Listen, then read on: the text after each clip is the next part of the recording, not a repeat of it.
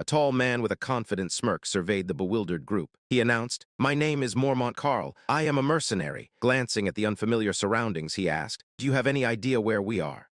An older man with a graying beard rubbed his chin in confusion. He replied, "I am Lyle and I run a woodshop in Edora." He trailed off, his face falling as he apologized. "I am here because, sorry, I do not remember." A heavy-set man sweated nervously as he chimed in. He stated, "I am Grit. I am a street vendor in Halsey." He admitted he had no clue why he was there either. A young woman with fiery red hair and freckles stepped forward, clutching her braided hair. She introduced herself softly. "I am Jenna. I live in a remote forest." She was not sure what was going on either. A dark-haired young man with a calm, observant gaze spoke up next. He stated simply, "Han Israt. I am a farmer." He was just as lost with everything else. The group of 11 stood before a massive, towering stone wall that stretched into the dark sky. Murmurs broke out as confusion set in. They wondered aloud if they were dreaming, as they were all kidnapped right in the middle of the harvest.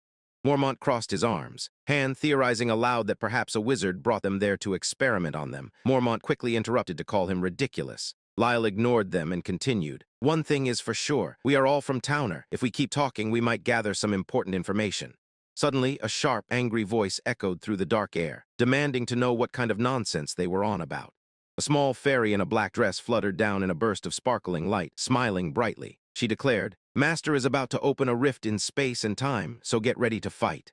One of the terrified men stuttered nervously, asking who she was. The fairy twirled in the air and proudly introduced herself. "I am Estelle, the fairy who manages this place. Behave yourselves if you do not want to get hurt." Mormont stepped up, towering over the little fairy with an angry glare. He demanded, "Are you the one that gathered us here?" Unfazed, Estelle simply retorted, "What do you care?" With a sharp metallic slide, Mormont drew his sword. His eyes narrowed dangerously as he threatened her. "So brazen after kidnapping us, I will have you spit it all out." Estelle let out a long, exhausted sigh, closing her eyes as if dealing with a petulant child. She warned softly, "Watch yourself before you get killed." Mormont scoffed, an arrogant smirk spreading across his face as his blade pulsed with blue energy. "You have got a big mouth for your size," he mocked. Estelle just sighed again, wondering what was wrong with him.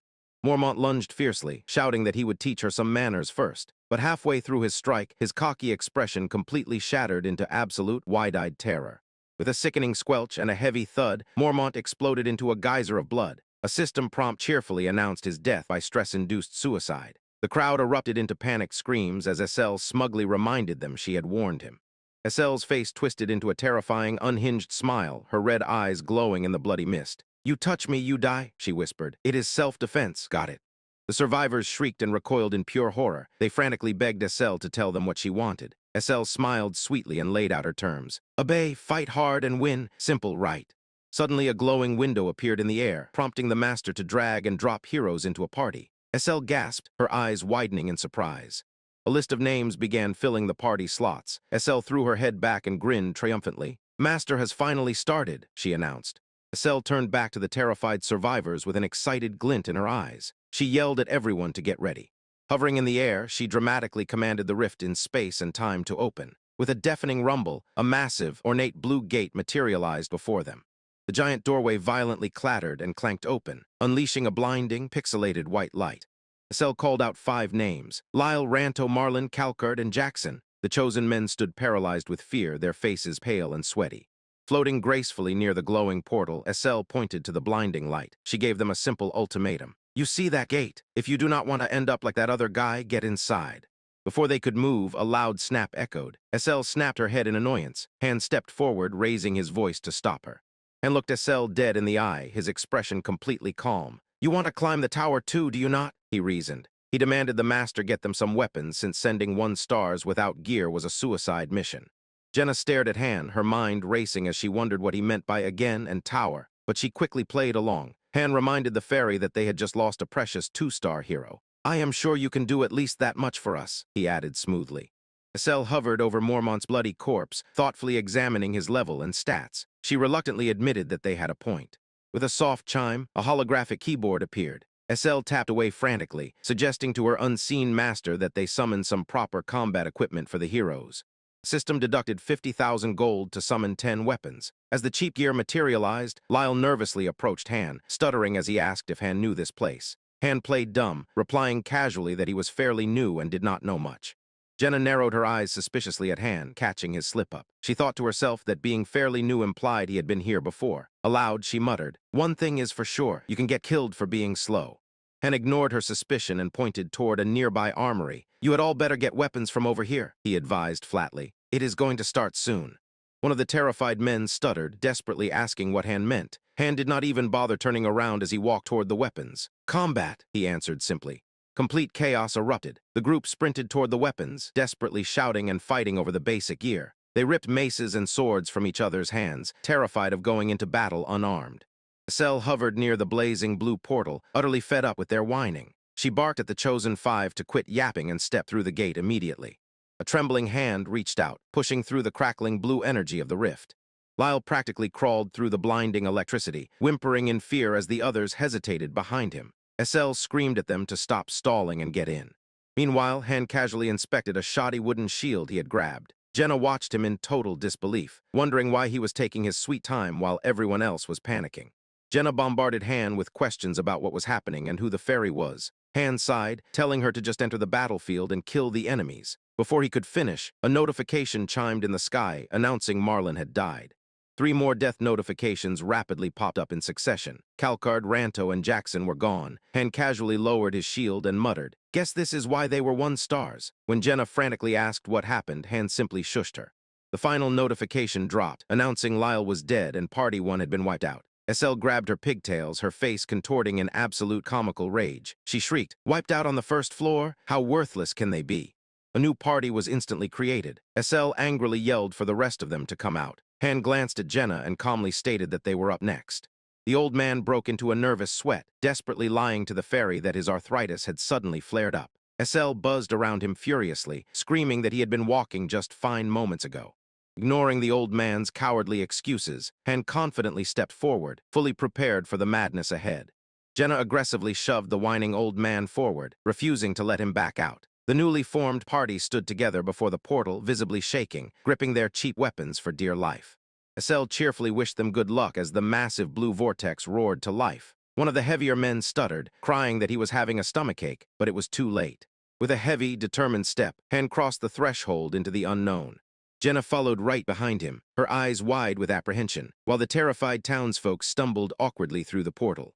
They emerged into a dark, towering corridor illuminated by an eerie blue light. The group huddled together, staring in awe at the massive stone architecture, whispering that it looked like a temple. Glowing holographic text materialized on the giant doors ahead. It formally welcomed them to the main dungeon, floor 1. The heavy stone doors began to slide open. Han raised his shield, his eyes locking onto the widening crack of light as he commanded everyone to focus. A sudden, powerful shockwave of bright energy blasted past them, ripping away the darkness of the temple. The blinding light faded, revealing a sun-drenched, desolate wasteland stretching out beneath a hazy sunset sky.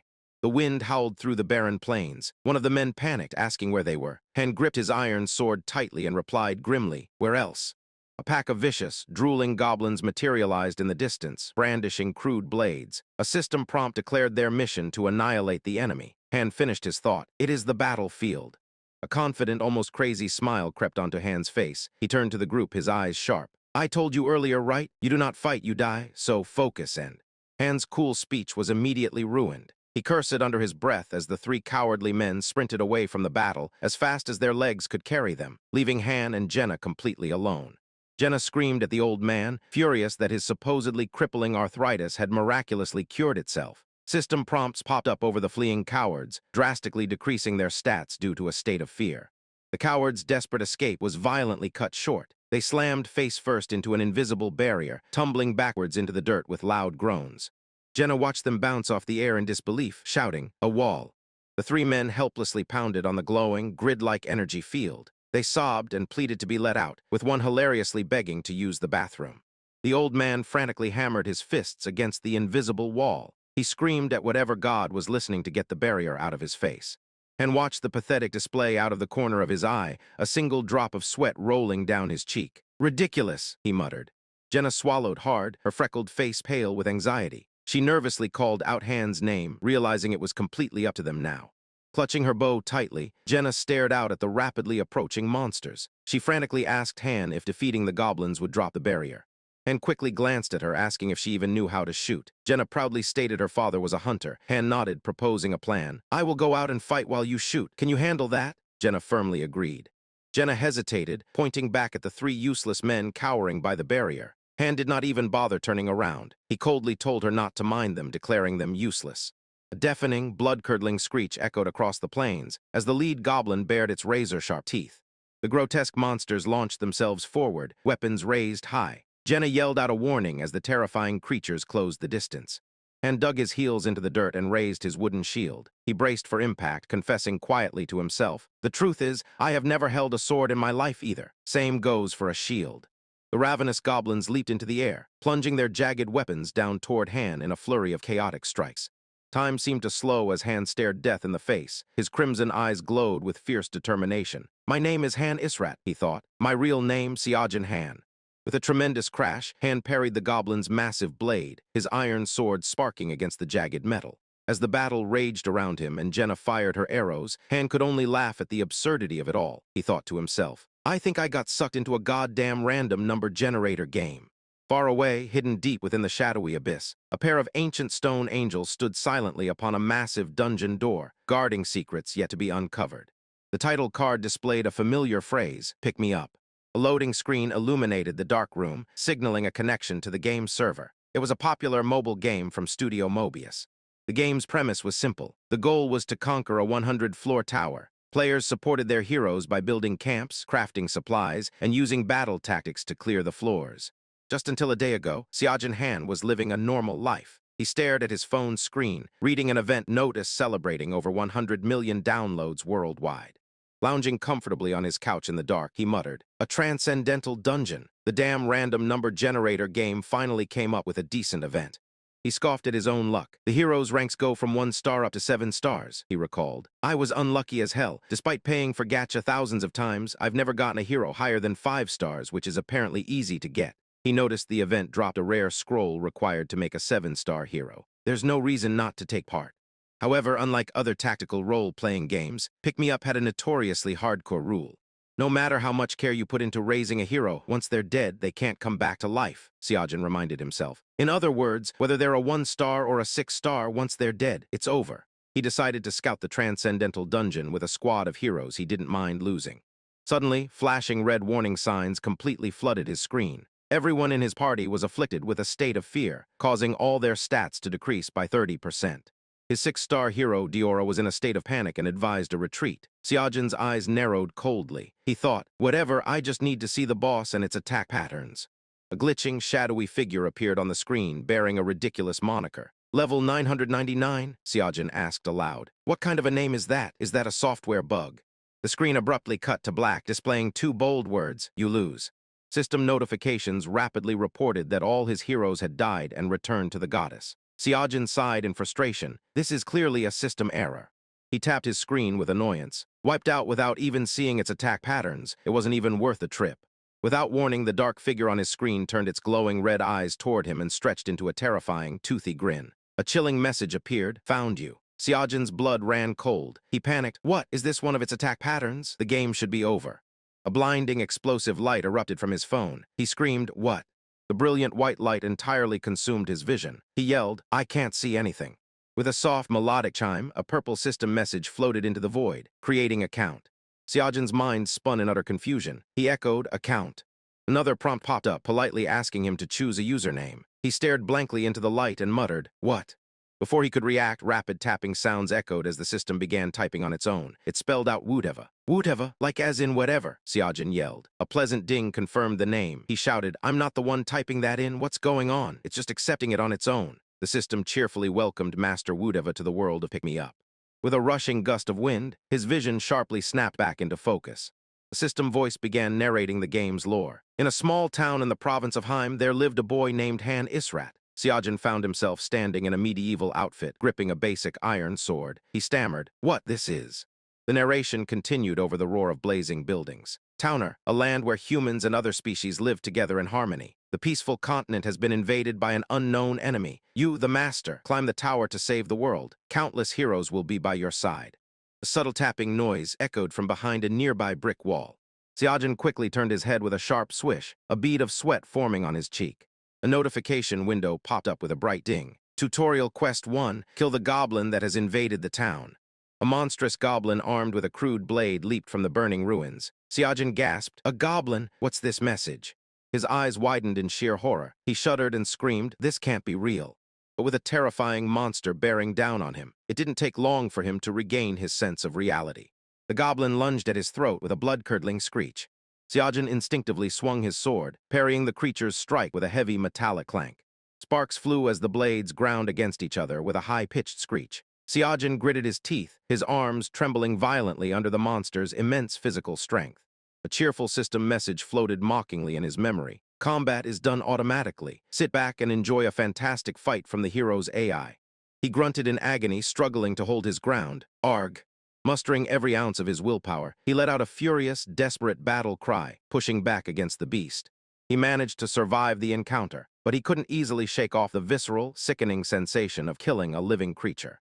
Breathing heavily, he stumbled through a peaceful meadow that had suddenly replaced the burning town. A purple window announced that Han had leveled up. He looked at his blood-stained clothes and asked, "What's going on? Am I in a game or something?" He flinched, his eyes widening as a sudden realization hit him. He gazed up at the grand, ethereal plaza surrounding him, filled with floating petals and towering marble architecture. He murmured, "This looks just like, pick me up." The system prompted him again. "Master, how about we summon a comrade before we move on to the next stage?" It instructed him to tap the summon tab, offering a special gift of 500 gems for his first high-rank summoning. Seojin yelled into the empty plaza, "Just what the hell is going on?" A massive door groaned open with a heavy rumbling sound, unleashing a blinding wave of golden light. With a dazzling surge of magical energy, a radiant female knight stepped out from the light. The system announced that Master Wudeva had acquired the 4-star hero, Shay. Seojin stared, completely dumbfounded. "Summon? Did I hear summon?" The blonde knight looked at him with calm, stoic eyes. She asked, "Then is that how I've been summoned as well? As a summoned hero of a pick-me-up player, I see I've been summoned. Who are you?" Her status window displayed her name, Shay Ladistery, level 1. Sweating nervously, he stammered, "Seojin Han." Shay tilted her head and asked, "Seojin Han? What a peculiar name." He quickly corrected her, "No, just Seojin Han." The system chimed in once more, instructing the master to drag and drop heroes into the party space to form a team. A banner confirmed the action. Han and Shay have become a party. They were instantly transported to another dungeon. Shay gracefully sliced through a goblin with a swift swish of her blade. She glanced back at him. "Are you a novice? You have poor posture," he shouted defensively. "Well, it's my first time." Unlike Seojin, who had never held a sword before, the 4-star hero slaughtered 5 goblins instantly. The stage cleared and Shay stood victoriously among the goblin corpses. The difference in their strength was overwhelming. Seojin thought, "I didn't complain since she was 3 stars higher than me." But the problem was with what was about to happen. A massive stone gate illuminated with blue light. The system announced, "Master, your heroes have emerged victorious. You can use Merge to upgrade your hero. The gate is now opening." A prompt demanded, "Please tap the Merge tab on the menu." Panic gripped Seojin's face. He knew exactly what merging meant. "I'm screwed." A sharp, angry voice suddenly echoed, "Hey, you." A small, dark-haired fairy with twin braids hovered aggressively in the air. "Hurry up and get inside," she ordered. "Master's waiting." Seojin just stared at her with a blank, unamused expression. He easily recognized her from the game. He asked, "SL?" The fairy flinched, almost dropping her heavy book. She stammered, "Yes, I am SL. Wait, how do you know my name? Who are you?" He sighed, "Well, I played pick-me-up, so obviously I'd know me. I'm Seojin Han." SL flipped frantically through her registry book. "Seojin Han? That can't be. You're not Han Israt." She glared at him in deep frustration. "What? Why do you look different from the picture? You look nothing like the Han Israt from the Haim Peninsula in Towner." Annoyed, Seojin snapped, "I'm Seojin Han from Seoul. Send me back while I'm being nice, you hear me?" SL paused, her eyes widening slightly. "Wait, are you from Earth?" He scoffed. "Of course I am. You think I'd be from Mars?" SL grabbed her head and screamed in sheer agony. "Arg, how the hell are they processing things? This is absurd." She turned back to him, barking orders to just go in for now. Seojin yelled back that he would die if he went in. She argued that it wasn't dying, it was merging. He furiously demanded to know how they were any different. "Whatever, just go in," SL yelled. With a powerful magical kick and a loud thud, she launched Seojin straight through the glowing portal. He landed hard on his hands and knees inside the glowing blue chamber. Shay stood calmly nearby and remarked, "That was quite a bit of noise." The ominous system message flashed across the room. "Master, the merge will commence." Seojin gasped as fierce, ethereal blue flames suddenly erupted from his hands. A rushing gust of wind filled the chamber as the mystical fire engulfed him. "Damn it, it started," he gritted his teeth. He mentally recounted the ruthless game mechanic, merge, where you strengthen your heroes by merging them together. One of the two heroes is sacrificed for the other's stat upgrade. He pictured the familiar game interface, the golden power-up icon descending upon the surviving hero, granting them immense strength. In the process, one hero ceases to exist. The horrifying reality crashed down on him. The problem was that he was a one-star hero, while the knight, Shay, was a 4-star. There was absolutely no logical reason for a normal player to kill Shay to keep him alive. As the blue flames surged violently around him, he squeezed his eyes shut. Is this how I die? He thought. Who would merge a 4-star into a 1-star? A loud chime rang out, merge complete. With a sudden swishing sound, the magical pressure lifted. Seojin opened his eyes in utter astonishment. He was completely unharmed. He let out a confused, huh. Shay's calm, peaceful voice echoed beside him. So this is as far as I go.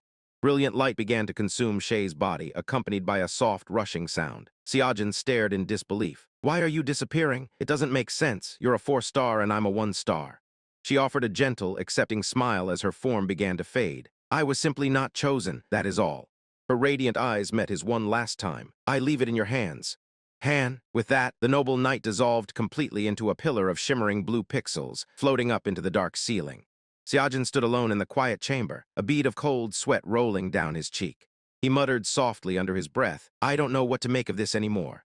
His mind flashed back to the brutal reality of the battlefield, the agonizing screams of heroes like Grit being viciously stabbed and returning to the goddess. He remembered the chaotic skirmishes, goblins lunging with razor-sharp claws, heroes desperately shouting to keep their guard up or face death. The grim truth dawned on him. To merge, a player must drag and drop the hero they wish to sacrifice. The player either misdragged or probably wasn't even thinking, he realized with mounting fury. He shouted at the sky, his sword dripping with fresh monster blood. I got lucky and Shay died because of a foolish master's slip-up. No wonder people call this a goddamn random number generator game. What about the other two? During a desperate battle on the plains, the red-haired archer called out that she had taken one down but warned about the others. Seojin yelled back, think about that later and come this way. A goblin lunged at him, but he cleaved through it with a brutal, squelching slash, roaring in pure rage. He ground his teeth together, blood splattering across his intense gaze. He thought, I have no clue how I got summoned in to pick me up. But I do know one thing. I, Seojin Han, was summoned as the 1-star hero Han Israt. He brought his shield down on a fallen goblin's skull with a sickening, bone-shattering crack. You damn bastard. His mind traced back to the moment before the blinding light. Right before he was dragged into this world, that level 999 bug monster had smiled at him. He struck the goblin again and again in a frenzied, bloody rage. I'm sure of it. It's that monster that brought me here. A dark, unyielding resolve settled over him. Well, you chose the wrong person to mess with. In his mind's eye, the shadowy monstrosity with glowing red eyes loomed menacingly, a target for his vengeance. The battle finally ended. Seojin dropped to the ground amidst a pile of slaughtered goblins, utterly exhausted. The red-haired archer dashed over to him. She looked at his mangled, bleeding arm with wide, horrified eyes and pointed it out. Seojin just stared out at the sunset, his expression hardened like stone. He calmly replied, it'll heal once we get back. He knew the dark truth about this world. In this game, the player barely has any influence over how the combat goes. The heroes do it for them automatically. Despite that, there are over 100 million players worldwide. As he sat there, bleeding in the golden light, a massive, unblinking golden eye formed ominously in the sky above him. And it's because it allows them to observe this world like a god. He glared up at the omniscient eye in the sky, a savage, bloody grin spreading across his face. Enjoying yourself. He slowly pushed himself up. He wasn't just a victim. He was a player who enjoyed playing pick-me-up. He knew strategy and tactics, how to make items, how to train heroes, and hidden elements too. He was the type of player who didn't quit even when people called it a trash game. He was low-key, the 5th highest ranker in the entire world. The master of masters, his eyes burned with intense, unyielding determination as he looked up. Watch me survive until the end. A system prompt confirmed their hard-fought victory. Stage clear. Jenna leveled up. The rewards screen generated, displaying their meager haul of gold, iron ore, copper, and leather. Looking at the training ground, Han thought, I decided to accept it. No more whining like a child. He sprinted forward, his breath heavy. This is the world of pick-me-up, he realized, and I got summoned as a 1-star hero. A grim fact weighed on his mind. There are 2 ways a hero can perish. Panting from exhaustion, Han gritted his teeth. Dying in combat and by merging. I am a 1-star. A 1-star hero doesn't mean anything in pick-me-up. 1-stars are expendables and the lowest among expendables at that. He fell to his hands and knees. Base stats are terrible and the growth rate is horribly slow. At this rate, I'm never going to be free from the danger of being merged. His eyes burned with intense resolve. I need to become stronger. Surviving, taking vengeance, and going back. None of that will be possible unless I become stronger. Pushing his body to the limit, Han dashed across the field. I don't know how things are going to progress after this. I either adapt or die, accept the situation, or be consumed by it. Damn it, this reminds me of the time I spent in the army. Doing brutal crunches on the hard ground, he reflected. It's not just physical strength that matters. I have to become stronger mentally, too. I won't survive if I allow myself to become complacent. With a powerful strike against the dummy, he roared. I made it through life despite having no parents and having no one to look after me ever since I was a child. I need to bring back the intensity I had back then. He collapsed onto the ground, huffing loudly as sweat dripped from his face. A voice suddenly called out, asking what he was doing. Han flinched, turning to see Jenna standing there. Pushing himself up, Han replied, training to kill monsters. Why? Jenna looked down at him and sighed. No need to be so aggressive. I was looking for you, you know. Jenna fell silent for a moment, her expression unreadable. Grabbing a wooden bow, she spoke softly. I was thinking all night about what to do moving forward. We're stuck here for now, aren't we? She drew the bowstring back, aiming down the sights. My dad was a hunter, so archery was a hobby I used to do in my spare time. I won't get in your way. With a sharp snap, she released the arrow. And I don't think crying will change anything either, she added firmly. The arrow pierced the dummy's head with a heavy thud. I think you know what we have to do to survive, isn't that right? Wiping the sweat away, Han asked, was yesterday your first real fight? Jenna smirked confidently. Of course. I barely used to leave the house. Han raised an eyebrow, asking how well she shoots. She replied coolly, I'm decent. Han cast a quick, assessing glance at her. The system window detailed her stats. Han analyzed her progress. Her stats increased by 4 points from yesterday's fight. Her growth rate is pretty low at 4, but despite being a 1-star, she came with a skill. It was her first time in combat, so she was a bit awkward, but she still shot and killed a goblin. He looked at her with newfound respect. It doesn't look like she obsesses over the dead. She has clear goals and knows what to do. She's got raw talent. Okay, I'll help you. Jenna reached out, offering her hand to him. A warm smile broke across her face. My dad told me to make the right friends if I wanted to survive. Great dad, right? Han stared at her, slightly taken aback by her optimism. He grasped her hand firmly. I hope we get along, Han, she said. Instantly, a system prompt announced that a friendship bonus had been created. Annoyed by the floating game text, Han grumbled in his mind. The messages are getting on my nerves. Cupping his hands over his mouth, he shouted into the sky. SL, are you there? With a sparkling poof, the fairy appeared, screaming, What is it now? I'm busy, you know, Han deadpanned, and yet you pop up pretty quick. SL crossed her arms defiantly. No matter how many times you ask me, I'm not going to tell you anything. If you want to know, climb up the tower. The answers are all there. Han cut her off. Is it only me that can see the status window above your head? SL froze in midair, a nervous sweat drop sliding down her face in silence. Flailing her arms in panic, she stuttered, asking what he was talking about. Unfazed, Han pointed up. It says 257 right there. Han narrowed his eyes. So you can see it, huh? Perhaps it's because your identity got mixed up, SL muttered, realizing her mistake. They sure did complicate, oh my, what am I saying? Han thought to himself. It's clear from her reaction. Only I can see the game messages and the master's control messages, too. Pushing for answers, Han asked, SL, what would happen if the master ends up quitting the game? The fairy grimaced. The master, just pray that they don't. Han realized the grim reality. Master Wudeva's mistake of merging me and Shay was not a small one, merging a 4-star into a 1-star. The likelihood of a 4-star dropping from a paid summon is about 1%. They blew a 100th chance with a lousy mistake. You can't even restart since Pick Me Up is synchronized with your phone. Last time, the master logged in a week after the first login. And poked the violently flailing fairy. So time here does flow differently, right? Thanks for the tip, keep it up. SL screeched in rage, calling him a piece of trash 1-star. As SL threw a magical tantrum, Han remained calm. The fairy can't lay hands on me. She can only interfere during self-defense or if we disobey the master's orders. Let's learn the rules one at a time. Sink or swim. That's the only rule of this world. Jenna walked up, confused by the commotion. What are you two talking about? Han turned to her and stated flatly, Our job here is to conquer the 100-floor tower. He laid out the grim truth. An entity called the Master can give out commands through SL. We have to listen to them and complete the missions. We'll probably be freed once we get to the 100th floor. Jenna looked distressed. So basically, we have to keep fighting monsters, Han nodded. That's why we're training to develop our strength.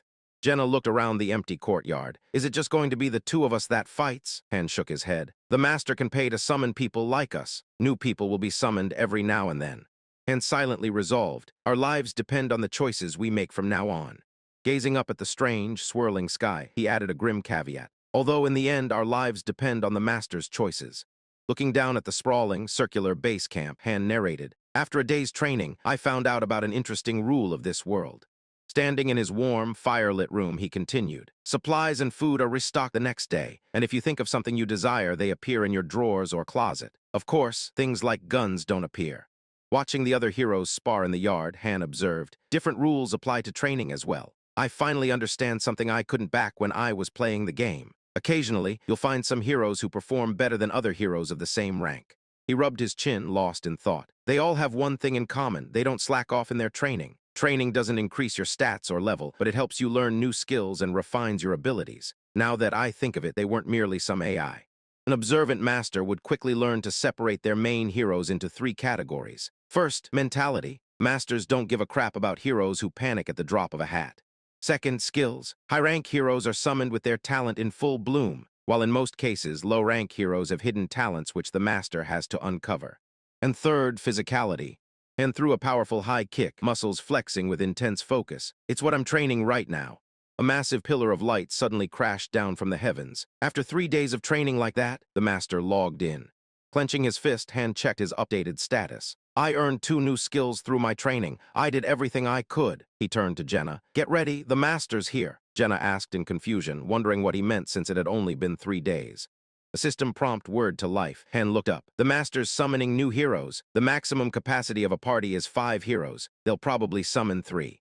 3 completely bewildered men materialized in the plaza. One of them immediately started demanding to know where they were. Jenna stepped forward, urgently telling the terrified men to get ready to fight and promising to explain everything later. One man screamed back, demanding to know who she was. High above, Asura floated before a massive, glowing portal. She announced grandly, let the rift in space and time open. The system dinged, adding the 3 newcomers, Aaron, Toby, and Yelsons, to Party 1. Han grabbed his wooden shield and barked an order. Jenna, pick up your weapon before it's too late, she quickly agreed. Drawing a rusted steel blade, Han analyzed the situation. Everyone died with their weapons in the last battle, so we have nothing to give them. He ordered everyone to move, but the new men panicked, screaming to be sent back and swatting furiously at Asura. Han warned them that touching her wouldn't end well. One of the men aggressively grabbed Jenna's shoulder, demanding to know if she brought them there. She yelled that she was dragged there too. Han told her not to bother explaining, as they would find out on their own in a few minutes anyway. The men whined pathetically about being poor and having wives waiting at home. Jenna asked Han worriedly if they would die. He replied coldly that they would be fine as long as they didn't mess with Asura. Furious at their disrespect, Asura unleashed a heavy magical pressure, slamming the 3 men into the ground. She ordered them to listen and follow the 2 up front. The colossal dimensional gates began to clank and were open, flooding the area with blinding light. Asura smiled cheerfully, offering a sickeningly sweet farewell. Have fun. With a sudden whoosh, the entire party was teleported into the 2nd floor mission, a conquest to annihilate the enemy. They arrived in an open field, the new guys immediately stuttering in panic, demanding to know where they were. Han readied his shield and shouted, Jenna, are you ready? She stuttered a terrified yes. Savage plains wolves and massive, bloodthirsty goblins charged aggressively toward them. A system alert flashed across Han's vision. The 3 new recruits were in a state of fear, decreasing all their stats by 30%. The men stood completely frozen, tears streaming down their faces as they stuttered in absolute horror at the monsters. Han shot a cold, calculating glance at the paralyzed recruits. He then noticed Jenna heavily panting, sweat pouring down her terrified face. A system window showed she was also in a state of fear. Han sighed deeply. You too. Han lightly tapped the back of her head with his sword. Do you have a stomachache or something? Jenna shrieked in shock. Snapping out of her daze, Jenna yelled at him not to scare her like that. Han ordered her to take the 2 goblins over there while he took care of the wolves. Seeing her fear status disappear, Han was relieved. Was she just a little spooked? Good. On the other hand, the new guys won't be of much help. The ferocious wolves dashed in, kicking up dirt as they closed the distance. Han firmly planted his shield, bracing for the impact. A massive wolf leapt directly at him, jaws wide open and roaring. Han met its charge with a fierce battle cry. With a brutal upward thrust, Han drove his blade straight through the leaping wolf's mouth. Blood sprayed outward from the heavy impact.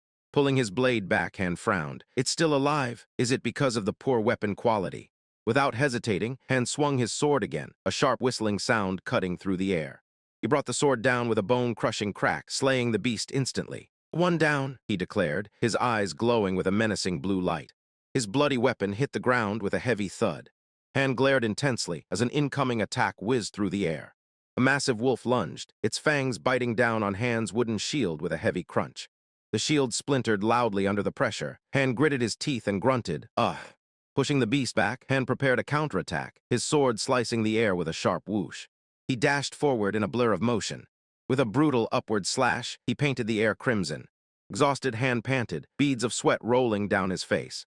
Turning back toward his red-haired companion, Han yelled, "How's it going with the goblins?" Several dead goblins lay scattered on the grass, looking like horrific pincushions. Han stared blankly at the arrow-filled corpses. "Made them into porcupines, I see," he noted. "Just how much did you shoot them?" Beside him, Jenna huffed and puffed. "That's enough," Han said firmly. "They're dead." Jenna nodded, completely out of breath. "Okay." A brilliant blue light erupted from the center of the arena. A system window appeared declaring that Han and Jenna leveled up, naming Han the MVP. A congratulatory message appeared for clearing Floor 2 as the party walked out through the glowing rift. The system announced they were moving up to Floor 3. The ground shook violently. Jenna stumbled, shouting, "What's going on?" Han calmly replied, "Same as when we came up to Floor 2, we're moving up to Floor 3. Han side-eyed the three panicked civilians tagging along. A reckless master could immediately try out the third floor, he thought, but in our current condition. He pondered carefully. So what's it going to be? Try Floor 3. A purple prompt popped up indicating the master had disconnected from the game. Han let out a long breath of relief. Phew. Isel fluttered into view, stretching lazily. "Geez, I'm so tired," she complained. Han glared at the fairy. "Why are you tired when we did all the work?" "1 floor a day, huh?" Han murmured to himself. "If time in the waiting room is 3 times slower than in here, the master will reconnect in about 3 days. He examined his new stats. "I'm 1 down in intelligence, but 2 up in strength. My overall growth rate is still at 4, but I'm leveling up more efficiently now. It must mean I'm improving." In the background, the civilian men were yelling. "Why do I have to fight?" one complained. "Where are we now? What were those monsters?" Han ignored them, thinking, the master isn't rushing either. If the master went all in like on the first floor, everyone would have been in danger. 1 stars are civilians, Han reasoned. They lived a life that had nothing to do with the battlefield. The men continued to argue, screaming that they didn't know how to fight. One retorted, "Fight if you want to survive. Thinking can come later." Han watched the older mercenary, Mormont. "I finally understand why 1 stars are considered as expendables," Han thought. The 2-star Mormont said he was a mercenary. "I guess the higher the rank, the more combat-ready they are." "High-rank heroes do not hesitate," Han observed. "When you throw 1-star heroes fresh off the boat into combat, all of them fall into either fear or panic. But 3 stars and above were different. They were ready to fight." He glanced at Jenna. Could it be that they were already aware of what we had to fight for when they were summoned? "They must have known," Han concluded. Jenna stomped over to Han, pointing back at the cowardly men. "I've had enough of them, and would it have hurt to help me out?" Han sighed. "We should at least try to calm them down and make them our allies. They're better than nothing." Jenna scoffed. "Why would I waste my time with them? They'll be gone soon enough anyway," Han said with a chilling calmness. The 3 useless men stood huddled in fear. "You'll see," Han added. He continued to explain, "They won't die in combat. But if they keep that up, they'll surely disappear," Han finished. "Only you and I are going to fight in the next battle as well. Don't mind them." Jenna suddenly asked, "Hey, I have a question for you." Han gave her a sideways glance. With a quick pivot, Han turned his back to her. "Don't bother." Suddenly, one of the angry men grabbed Han by the shirt. "What?" Without hesitation, Han delivered a brutal punch to the man's jaw, sending him crashing to the floor. Han stood over him coldly. "You were screwing around in the background while we were getting bloodied up." The man stuttered in fear. "No, I..." Adjusting his collar, Han turned to Jenna. "I did what you asked for. Satisfied?" Jenna gave a wicked smile. Hee. The scene shifted to an empty yard filled with wooden dummies. Training continued the next day. After basic conditioning came weapon training. Han swung his sword fiercely while Jenna fired arrows in the background, both leveling up their respective skills. The other 3 cowards never showed up to the training center, hopelessly searching for a way out of the sealed base. Jenna fired volley after volley, her arrows zipping through the air with a rapid whistling sound. Han relentlessly drilled his moves, his sword clashing against his shield with heavy metallic clangs. During a spar, an arrow embedded itself right into Han's thigh. He grimaced, letting out a pained "Urgh."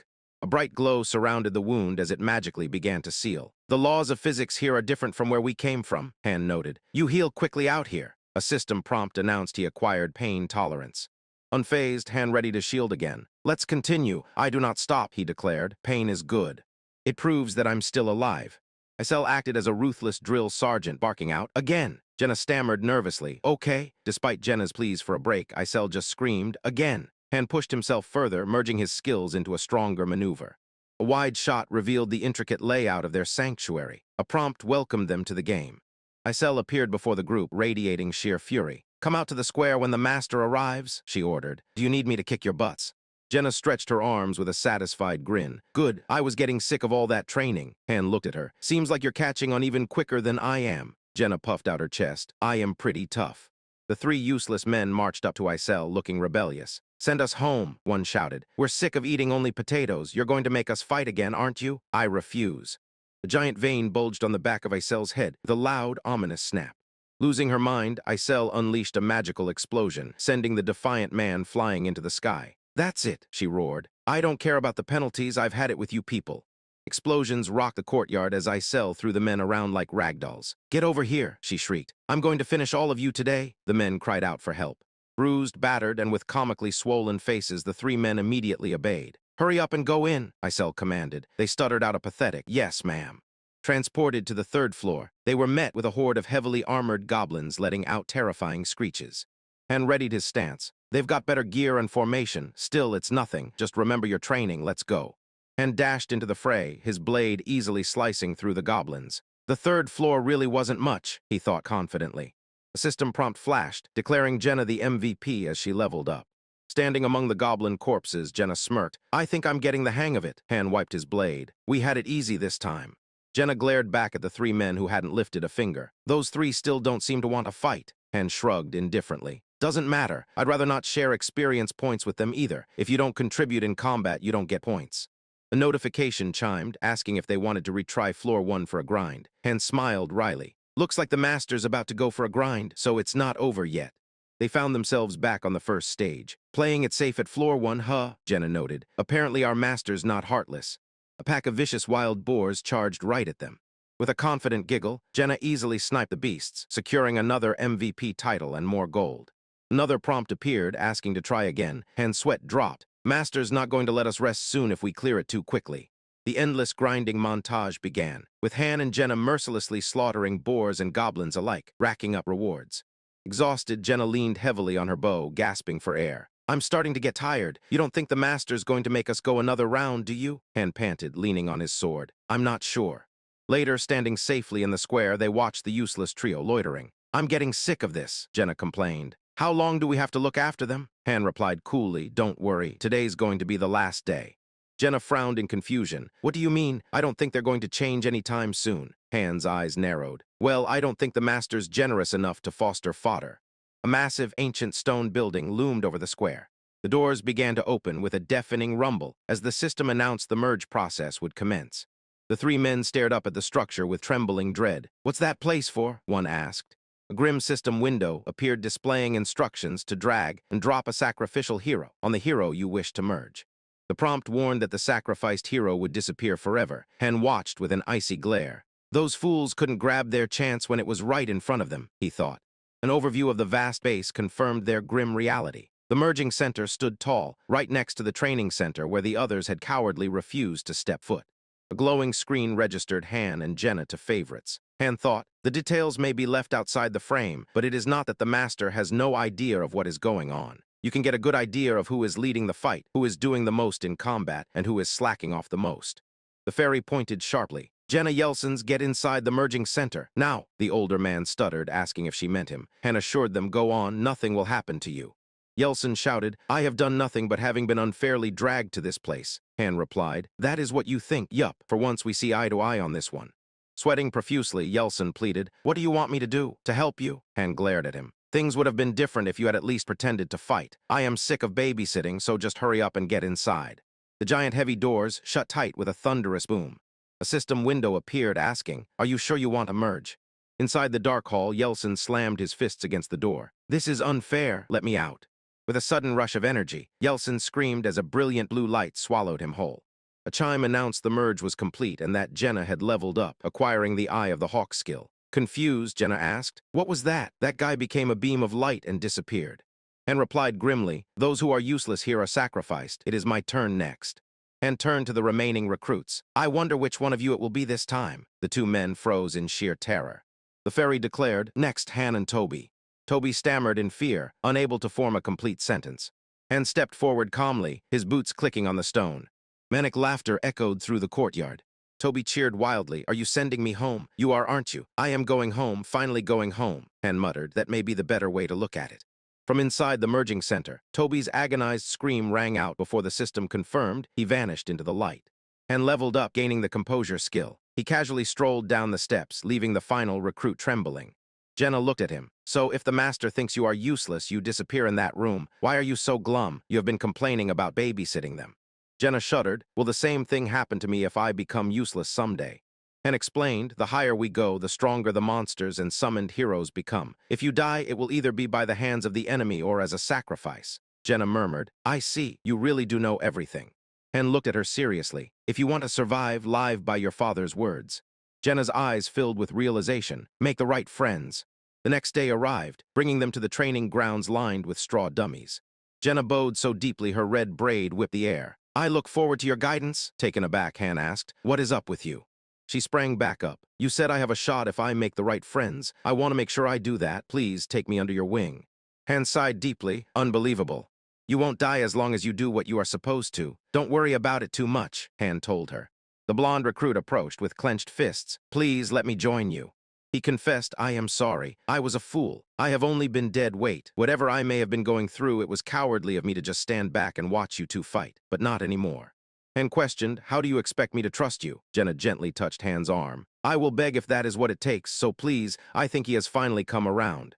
Han grabbed a weapon from the rack. Have you ever fought a monster before? I didn't know anything before I came here either. Han tossed a wooden spear to the boy. But you fought so well. It is a matter of determination to fight and survive. The blonde guy caught it clumsily. Han instructed, that is a spear. I am no expert, but I heard that it is the easiest weapon to learn. Use that. Have you heard of the 3 ranges of combat? Jenna beamed. Oh, sword for melee, spear for medium range, and bow for long range. Those are the 3 ranges of combat, right? Han raised his wooden sword. It is one of the most efficient formations when 3 inexperienced people have to form a party. With a swift swing of his blade, Han shouted, what are you waiting for? Get ready to fight. The recruit nervously fidgeted with his spear, stuttering about whether they were going to fight instead of train, and dashed forward with blazing speed. You expect me to teach you when I have never even held a spear? I learned by myself. Same goes for you too. And unleashed a flurry of heavy blows. Just be grateful that you at least have a training partner. All I had was a scarecrow. The recruit panicked as a strike narrowly missed his face. Screaming in desperation, the blonde boy swung his spear wildly and dodged easily and landed a solid hit, closing your eyes in the middle of a fight. The boy doubled over, coughing, and scoffed, is that all you have got? This isn't even a life or death situation. If I were a monster, you'd already be dead.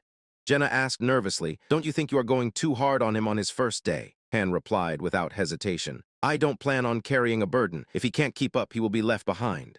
Han looked down at the wobbling boy. Do you have family? The boy stammered that he had a younger sister. Han replied, then you are better off than I am. I have nobody.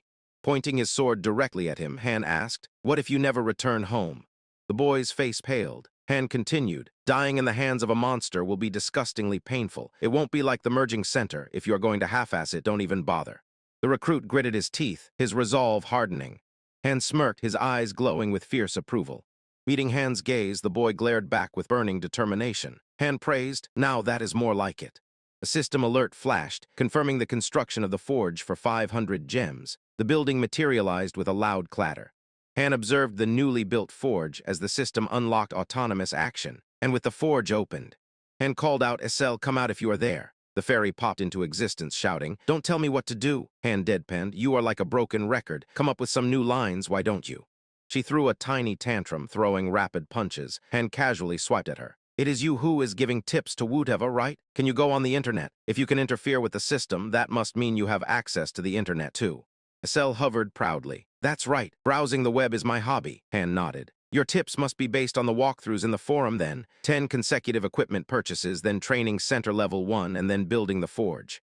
Surprised, the fairy asked, how do you know that? Han leaned against the wall. It is a popular post on the official Pick Me Up forum. You think I wouldn't know? Loki posted that. Startled, she asked if he knew Loki. Han replied, I do. I am also a Pick Me Up user. Estelle scoffed, puffing out her chest. HMPH? I am sure you are just some low-ranking punk. Loki is the master of masters, the god of Pick Me Up. If only he had a 7-star, he'd be ranking first worldwide already. And asked curiously, what is so special about Loki? She yelled excitedly, because he makes the impossible possible. Han smiled knowingly. I see. He makes the impossible possible, huh? And you call yourself a pick-me-up user. The fairy kept blabbing away, completely ignoring him. Han froze her with a chilling smirk. I hate to break it to you, but... SL stopped, looking at him in confusion. What? Han's eyes burned with a bright blue intensity. He whispered, I am Loki. SL recoiled in sheer shock, leaves swirling violently around the building. She stuttered, asking what kind of a joke that was. Unfazed, Han flatly stated, account number 466319113. SL flinched, a cold sweat breaking on her face. Han closed his eyes, explaining smoothly, as a precaution against hacking, the account numbers on Pick Me Up are only available to the player and the server administrators. Check it yourself. If you don't believe me, I can tell you my goggle account too.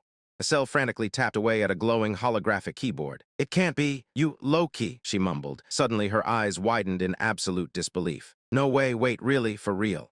A heavy silence fell over them before Estelle whispered softly, sign. Han raised an eyebrow, entirely confused. With a sudden explosive swoosh, Estelle lunged forward, her cheeks flushed bright red. I said, sign me an autograph, you dummy. Yay, with this, I finally get to be a VIP member of Ragnaloki too. Han leaned against the wall, holding a clipboard, thoroughly puzzled. What's Ragnaloki? SL hovered nearby, practically sparkling with joy. It's the Master of Masters, Loki's fan community. You need a signature from Loki to become a VIP member. Han shrugged. I have a fan club. I've never heard of it. SL instantly turned pale and began to tremble violently as the realization hit her. Wait, does that mean I've been saying all those rude things to Loki all this time? Han smoothly scribbled his signature onto the clipboard. Rude or not, I'm just a measly 1 star for now. Estelle flew right up to his face, a look of pure panic washing over her. Hey, wait a minute. What happens to Niflheim if you're gone? Han's expression darkened into a scowl. That's what I'd like to know. Han thought to himself bitterly. Niflheim is the name of my account's waiting room. He pictured the glorious, golden floating fortress bathed in sunlight. 13 floors for just the waiting room. Holds a total of 20,000 people. Most facilities are top level, from levels 18 to 22. He gritted his teeth, but so what? It means nothing when its master is trapped here. Estelle wailed in total distress, flying around in circles. What's going to happen to your 20,000 troops? Han crossed his arms, unmoved. If you're that upset, send me back. Estelle drooped heavily, looking utterly defeated. That I can't do. Han let out a long sigh. Right, you're probably just the middle manager caught in between.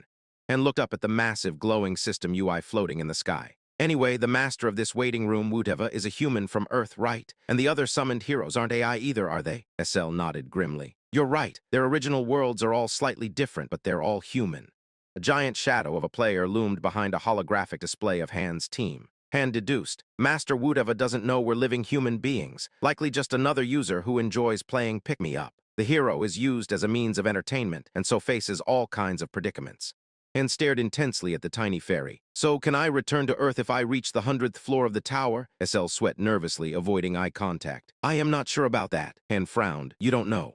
Han's single blue eye pierced through the shadows with chilling intensity. Next question, who brought me here? Estelle shrank back into the darkness. I can't answer that. She genuinely looked apologetic, bowing her head. Sorry, Han let out a soft breath. It's fine. I'll find out as I climb the tower, like you said. Han leaned against the stone wall outside. Next question, how much access do you have to the Master's authority? Estelle hovered by a window. Right now, I can pop up the tip boxes, open and close facilities, and assist the hero's autonomous actions. Han imagined a bird's-eye view of the fortress grounds. Are the other Master's waiting rooms identical to this one? Estelle replied. The details are slightly different, but they're fundamentally the same. Han gazed out into a vast, endless cosmic void filled with millions of tiny worlds trapped inside bubbles. So, there are 100 million worlds just like this one. And processed the massive deception as he envisioned countless heroes falling through the digital void. Mobius Summon, the system that supposedly created an infinite number of heroes by combining thousands of different options, was a complete lie. Quantum AI. The heroes everyone thought were AI were also actual humans. Roguelike. So does that mean the system that was thought to be an infinite pool of content actually just had 100 million different worlds it was drawing from? He grimaced at the memory of casually merging digital heroes. Who would have thought the game world was actually another world's reality? Does that mean one of my careless actions could have been a death sentence for my heroes? Snapping back to reality, he called out, Estelle. She jumped to attention. Yes. She nodded enthusiastically, puffing out her chest with pride. Listen to me well, if you want to climb up the tower, I'll help you clear it. Back at the training grounds, 2 straw training dummies stood silently under the massive digital dome.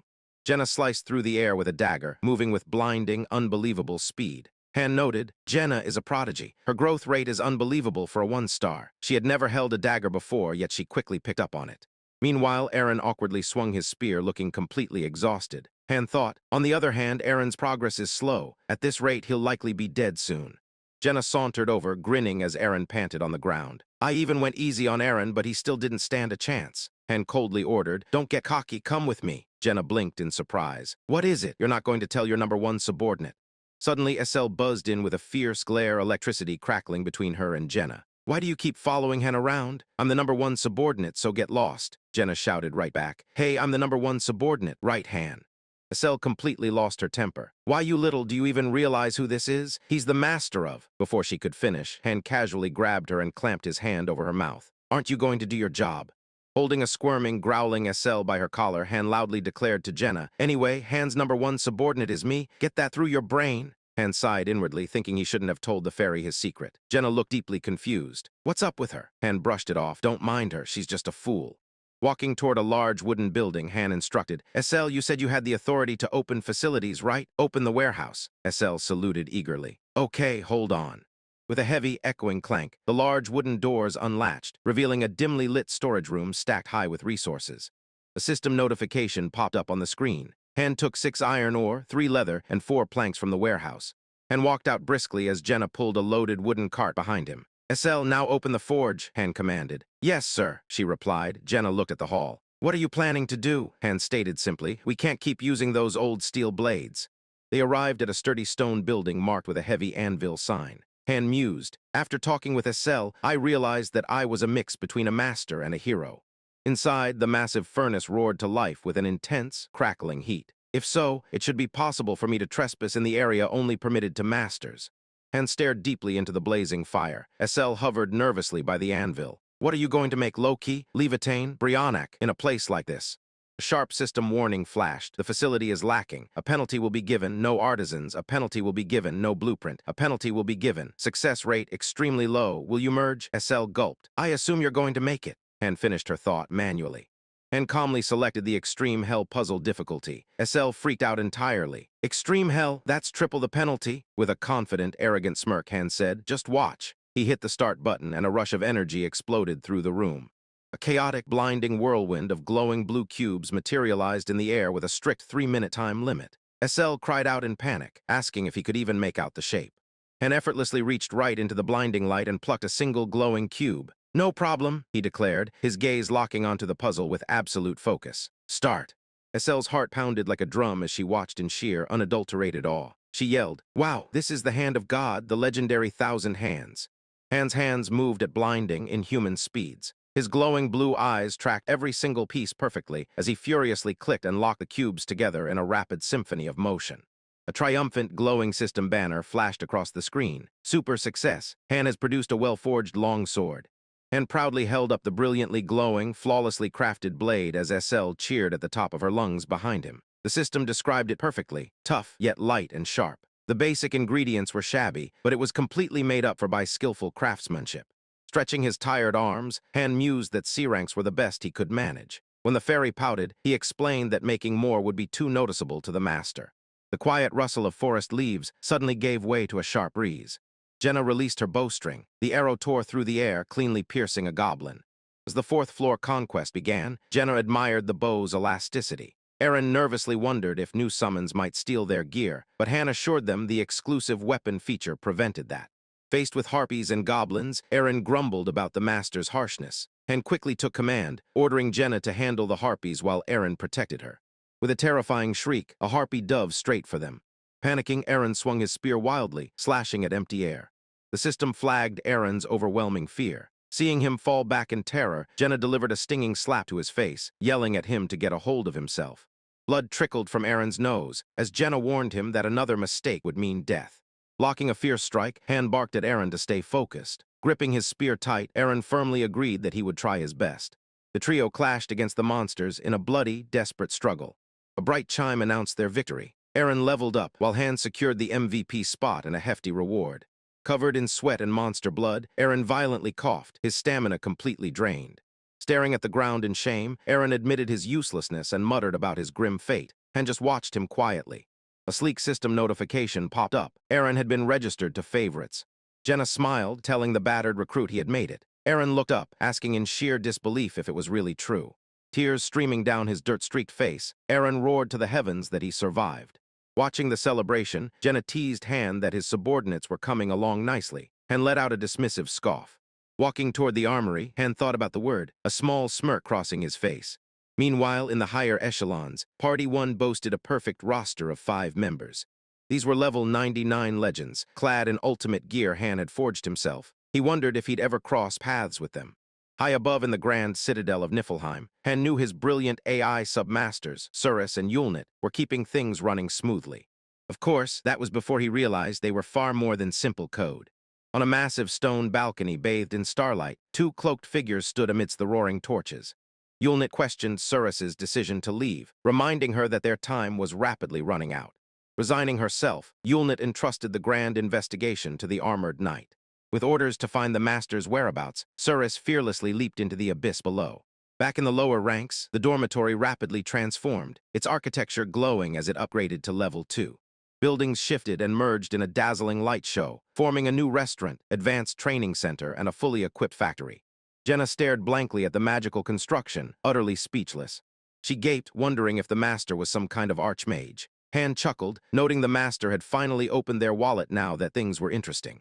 Han realized that from the master's perspective, their realistic combat and human reactions made the game incredibly immersive. The fairy gleefully hugged a sack of gems, praising their rich master for buying the new premium package. Han smiled approvingly. In a game notorious for stingy rewards, a master willing to drop cold hard cash was exactly what they needed.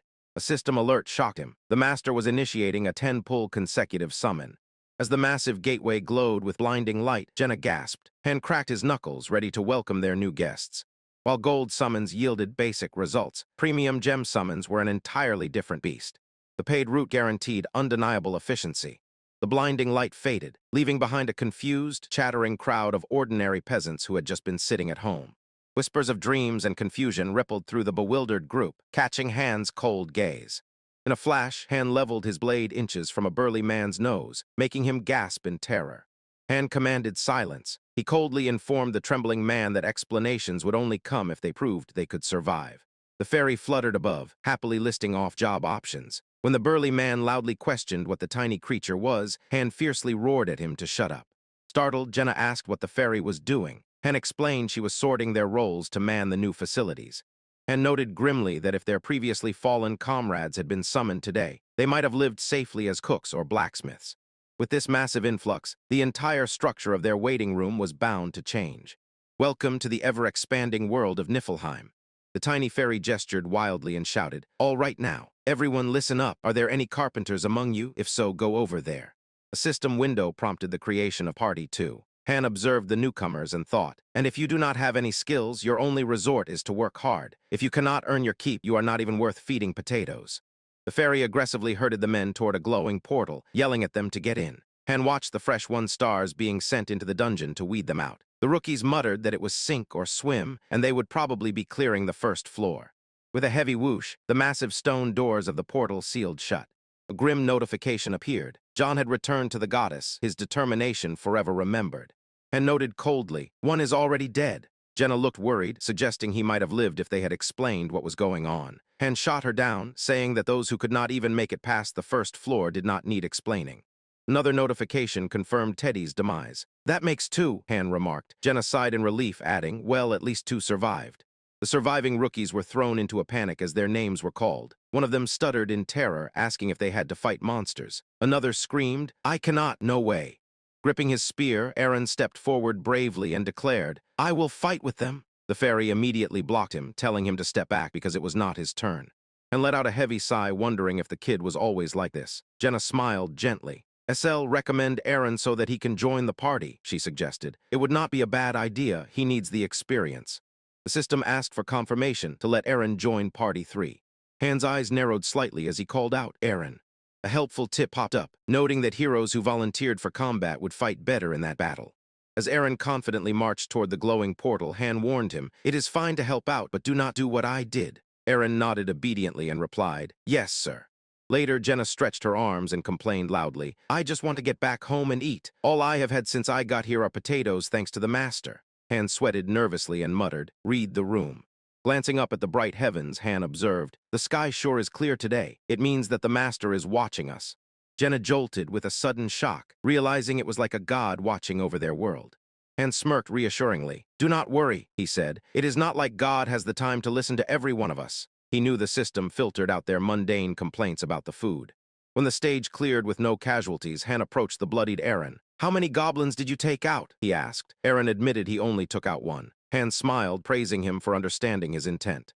"Let's head to the dormitory," Han instructed. Walking beside him, Jenna beamed with hope. "We are finally done with potatoes, right?" Entering the grand new dining hall, Jenna gasped in awe. "Wow."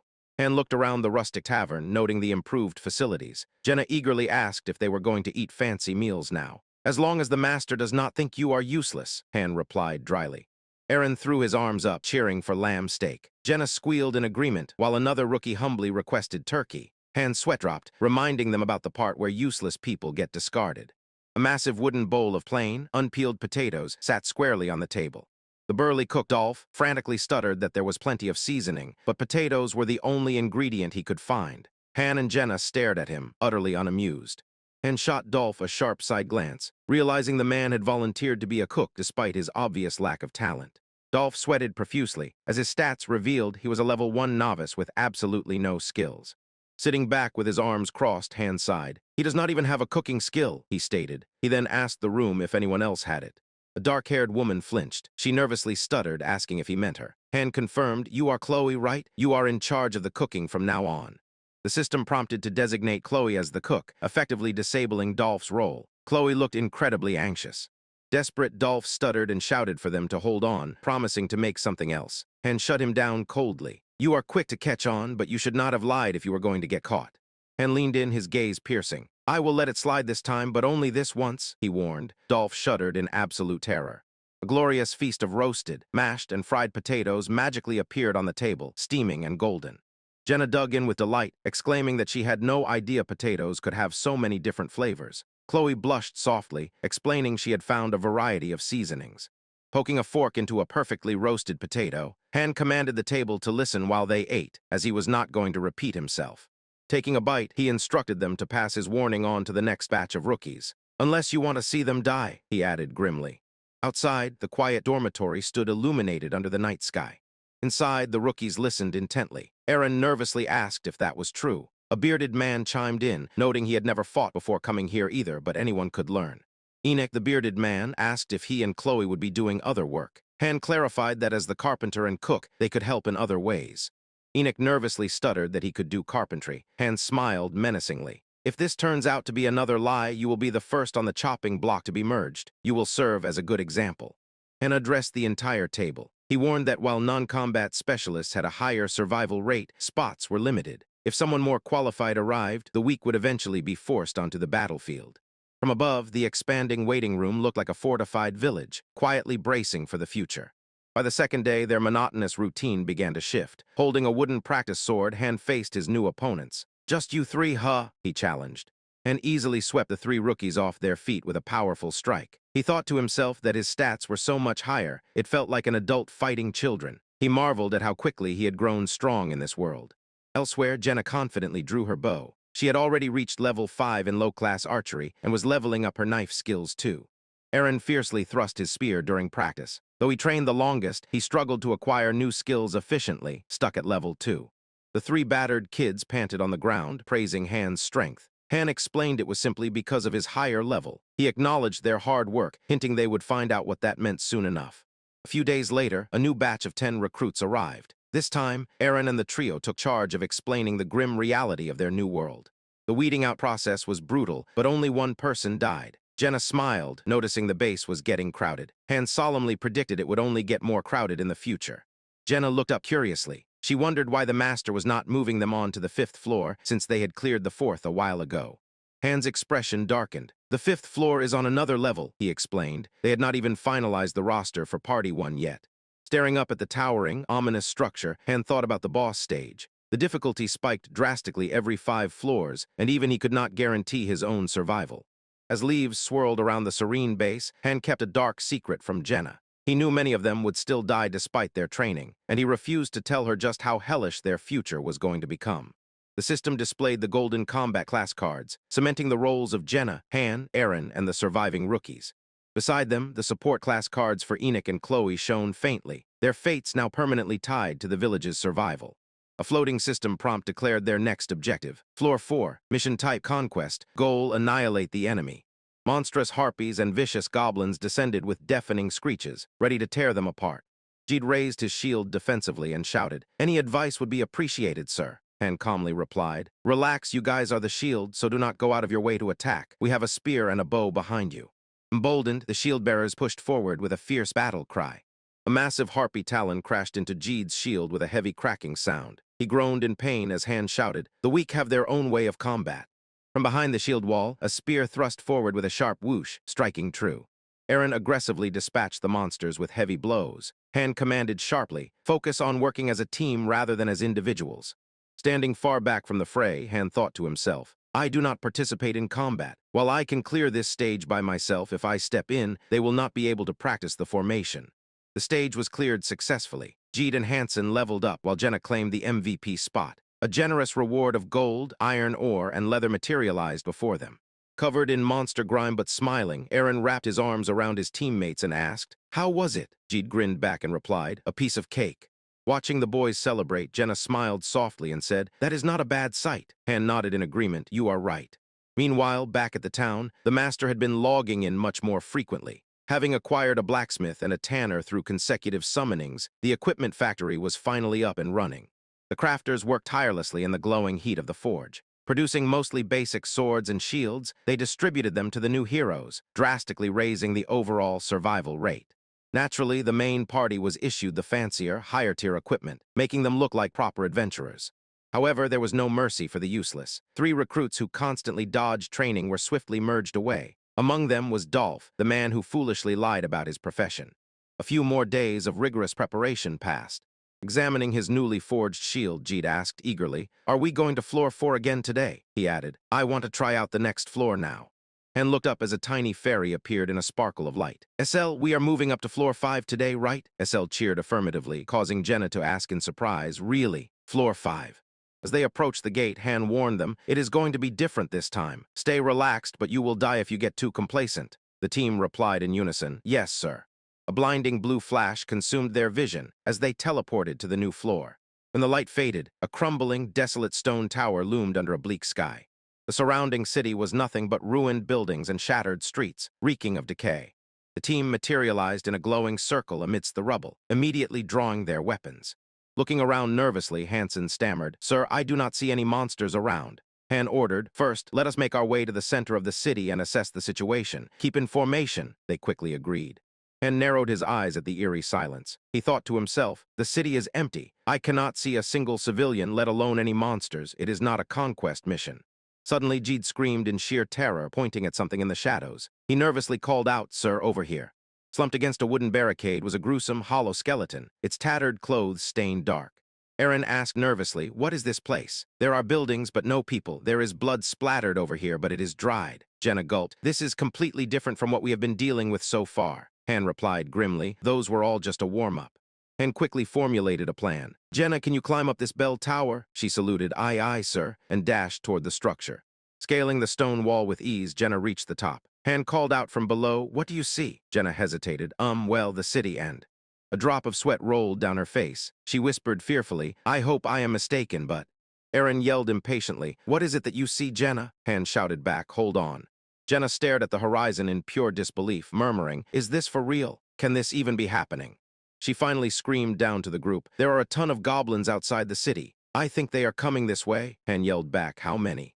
Trembling, she cried out, "Thousands!" The ground rumbled as an endless, terrifying horde of vicious goblins charged toward the walls. A new system prompt appeared. Floor 5, Survival Mission. Goal, survive against the wave of enemies. Eren's eyes widened in horror as he yelled, "Thousands of goblins! Are you sure?" Jenna yelled back, "Yes, I am sure." Han commanded calmly, "Come down first." Hansen pushed against a door, suggesting nervously, "Maybe we can hide." A system prompt denied entry to the restricted area. Han grabbed his shoulder and said, "We cannot enter the buildings. Let us move out first." The team sprinted through the desolate streets. Eren asked, "How long do we have to hold out for?" Han replied, 10 minutes. We just have to hold out for 10 minutes after we start fighting." Eren swallowed hard. "That should be doable." Han gritted his teeth, thinking bitterly, "Just my luck." A massive digital timer materialized, displaying a daunting 30 minutes. and leaped over the debris, his mind racing. He thought, there is only a 9% chance of a party making it back alive from a survival mission on a lower floor. He commanded the group, not the main street. Let us go into the alley. He knew these lower floor survival missions were infamous as hero grinders. Running down a dead-end alley, Jeed complained. Isn't there somewhere better? Han snapped back. There aren't decent buildings anywhere else, so they are going to breach through in the end either way. We do not have time to search anymore. They reached a narrow, enclosed courtyard filled with rubble. Han slammed his sword down and declared, we will make our stand here. Han quickly explained the tactical advantage. The passageway is narrow, so we will be able to take them one at a time. Eren nodded. It doesn't matter how many of them there are. Jeed tightened his grip on his shield, shouting, yes, we will do our best, sir. And assigned the choke points. I will take the left passageway. Eren, you take the one on the right. Jeed and Hansen will take care of the back passageway. Take shifts. Do not try to help out when you are resting and focus on recovering. Got it? The men roared. Yes, sir. And turned his intense gaze to Jenna. Jenna, you wait in the middle. Save your arrows and do not shoot until I say so. She nodded nervously. Okay. Jeed hoisted a heavy plank of wood and shouted, let us set up some barricades before the goblins arrive. Han reminded them sternly, remember, if they get through one of us, we are all dead. Jeed yelled back, understood, sir. The timer still ominously read 30 minutes. Holding a wooden plank, Han thought anxiously, 30 minutes. Time inside the tower flows at the same pace as time on Earth, probably. The timer will start once we start fighting the goblins. Suddenly, Han spotted a solitary scout goblin, sniffing the ground near the entrance. The vile creature snapped its head up, its glowing red eyes locking onto them with a chilling hiss. With a sharp chime, the digital timer finally ticked down. The battle had begun. Han immediately dashed forward with blistering speed. He cursed, damn it, the barricades are not even finished yet. With a swift, brutal slash, Han cut down the scout goblin in a spray of blood. But it was too late. A terrifying screech echoed as multiple goblins flooded into the alleyway. They are coming. Slaughtering the first wave, Han shouted to Eren, make a wall using the dead bodies. Eren thrust his spear and replied, got it, and became a whirlwind of steel, decapitating beasts with heavy, sweeping strikes. The ground shook as an overwhelming swarm of drooling monsters squeezed into the passage. Han gritted his teeth. Damn it. Jenna drew her bow, shouting over the chaos, let me know if you need help. Han viciously stabbed another monster, panting. It is the same pattern. Defend and stab back. You beasts look stupid enough, so act like it. Eren drove his spear through a goblin's chest, yelling desperately, it is just 10 minutes, right? Blood splattered across Han's face as he roared back, have I ever lied to you? The timer ticked down to 26 minutes, but looking at the towering wave of red eyes in the dark, it felt like an eternity. A single thought echoed in Han's mind, do not die in a place like this. The fate of Party 1 hung by a thread as Jenna, Han, Eren, Jeed, and Hansen braced for the endless slaughter. The sun dipped below the horizon, casting a bloody orange glow over the ruined town. Smoke drifted lazily above the shattered rooftops, setting the stage for the chaotic battle below. A monstrous goblin lunged forward, its jaw unhinged in a blood-curdling shriek, drool flying from its jagged teeth. The dark-haired warrior didn't miss a beat. With a sharp thrust, he buried his blade into the beast. He spun with a deadly slash and barked, Jeed, switch with Hansen. Jeed gasped for air, his face smeared with grime and sweat. He stuttered, I can keep going. His leader wasn't having it, roaring, shut up and do as I say. Gritting his teeth, the warrior analyzed the dire situation. He thought, damn it, their stamina isn't holding up. Watching Jeed struggle with his heavy sword, his mind raced. Not only are their levels low, but their lack of technique makes them tire more quickly, he thought. Being all worked up like that, they end up overusing their strength. In this brutal world, one single mistake was fatal. Just one move was enough to end it all. From the shadows, glowing red eyes multiplied by the dozen. There are way too many, he noted grimly. Someone shouted in disbelief, asking if the monsters even knew what fear was as they just kept coming like they wanted to die. Switch again, his voice cut through the chaos like a whip. Hansen lunged in with his shield, nervously yelling, okay. The leader warned him that was their most vulnerable spot. Jenna, help Jeed, he commanded, deflecting another incoming attack. Retrieve the arrows as soon as you shoot them. Drawing back her bowstring with a fierce grin, Jenna declared she had been waiting for this. Jenna, also take care of the goblins that break through, he added. With a sickening crunch, an arrow obliterated a goblin's skull. Jenna confirmed the kill, confidently shouting, yes, sir. Eren parried a blow, panting heavily. He asked, sir, didn't you say it was only 10 minutes? It's only been 5. The warrior yelled back, violently stabbing another creature into the dirt. Another goblin charged with a deafening roar, but he met it head-on, delivering a bone-rattling strike. Jenna drove her knee into a monster's chest, firing an arrow point-blank with a wet thud. Just stay down, will you? She screamed, her frustration boiling over. Suddenly, an agonizing scream echoed through the alley, and blood erupted from Jeed's chest. A glowing system prompt warned that Jeed was bleeding, and his health would periodically drop. Panic flared as he bellowed. "Jeed, switch with Hansen," Jenna told Jeed to hang in there. When Hansen hesitated, their leader ordered him to ignore the injury and focus on stopping the horde. "Quit whining," he shouted over the din of battle. "It will heal up once we get back." Tears streamed down Jeed's face as he trembled in terror, gripping his injured hand. The system mercilessly declared Jeed was in a state of fear, slashing all his stats by 30%. His eyes narrowed with furious intent. He muttered, "You little." With a devastating punch that sent shockwaves through the air, he sent the offending goblin flying. "Piece of crap," he finished his sentence. Jeed stammered, "I'm sorry." The warrior scolded him to get it together, asking if he wanted to get them all killed. Ordering Jenna to stop the bleeding, he reminded Jeed that Hansen would die if he didn't switch out. Jenna forcefully yanked bandages tight as Jeed groaned in pain. He blurred into motion, the wind howling around him as he rushed back into the fray. His sword connected with a heavy crunch, splitting a monster wide open in a geyser of dark blood. He mercilessly stomped another beast into the cobblestones, screaming at the monsters to get back. But the horde was relentless. Dozens more ugly, fanged faces rushed forward, a tidal wave of green flesh and red eyes. "Sir, my sword is dull," Hansen cried out, panic rising in his voice as he struggled against the sheer weight of the attack. Gripping a borrowed sword, Jeed stammered that he was fine and could still fight. The leader didn't hesitate, shouting, "Then switch." He ordered Hansen to fall back and inspect his weapon. Hansen grunted, looking down at his heavily chipped and battered blade. Slicing through another foe, the warrior analyzed the weapon in his mind. It was better than an old steel blade, but still ordinary. He yelled out, "You can take down the goblins even without a sword." To prove his point, he brutally bashed a goblin's face in with the edge of his shield. "Use your shield if you can't use your sword." Changing tactics, he shouted for Jenna to switch with Aaron. Aaron insisted he could still keep fighting. Jenna crushed a monster's skull with a fierce strike. She yelled at Aaron to rest while he could and stop being stubborn. He screamed at the top of his lungs, 3 minutes. Just hold out for 3 more minutes." Inside, he cursed, feeling like 30 minutes had never dragged on so slowly. He immediately called for another swap. Jenna stammered, "Already?" Aaron covered for her, assuring her 10 seconds was plenty of rest. Hansen and Jeed swapped positions again, their chests heaving with desperate pants for air. "Jenna, shoot to where Hansen is," the leader commanded. Jenna hesitated, confused by the reckless order. The tension thickened as Jenna realized she only had a handful of ragged arrows left in her quiver. Realizing they were nearly out of ammo, he roared, "We're screwed if they break through anyway. Just shoot them all." Trusting her leader, Jenna agreed. She unleashed a rapid volley of arrows, the string humming like a deadly instrument. The projectiles found their marks, tearing through the charging monsters with wet thuds. But a terrifying goblin glared with bloodshot eyes, refusing to stay down. Despite having 2 arrows protruding from its chest, it swung its rusty blade wildly, shrieking in fury. Jeed gasped for breath, fear lacing his voice as he weakly croaked, "Hansen." He pushed forward to switch, thrusting his blade toward the monstrous attacker. A sudden, wet sound echoed. Jeed's eyes bulged in absolute horror as a torrent of blood spewed from his mouth. Jenna froze, turning slowly toward the sickening sound of flesh being pierced. With a lifeless thud, Jeed collapsed to the ground. Jenna gasped in shock, "Huh." Blood quickly pooled beneath Jeed's face on the cold stone. Someone screamed his name in pure agony. A flashing red system alert filled their vision. Jeed was in critical condition, and his life was hanging by a thread. Cursing under his breath, Han swung his massive blade, slicing through the chaotic horde.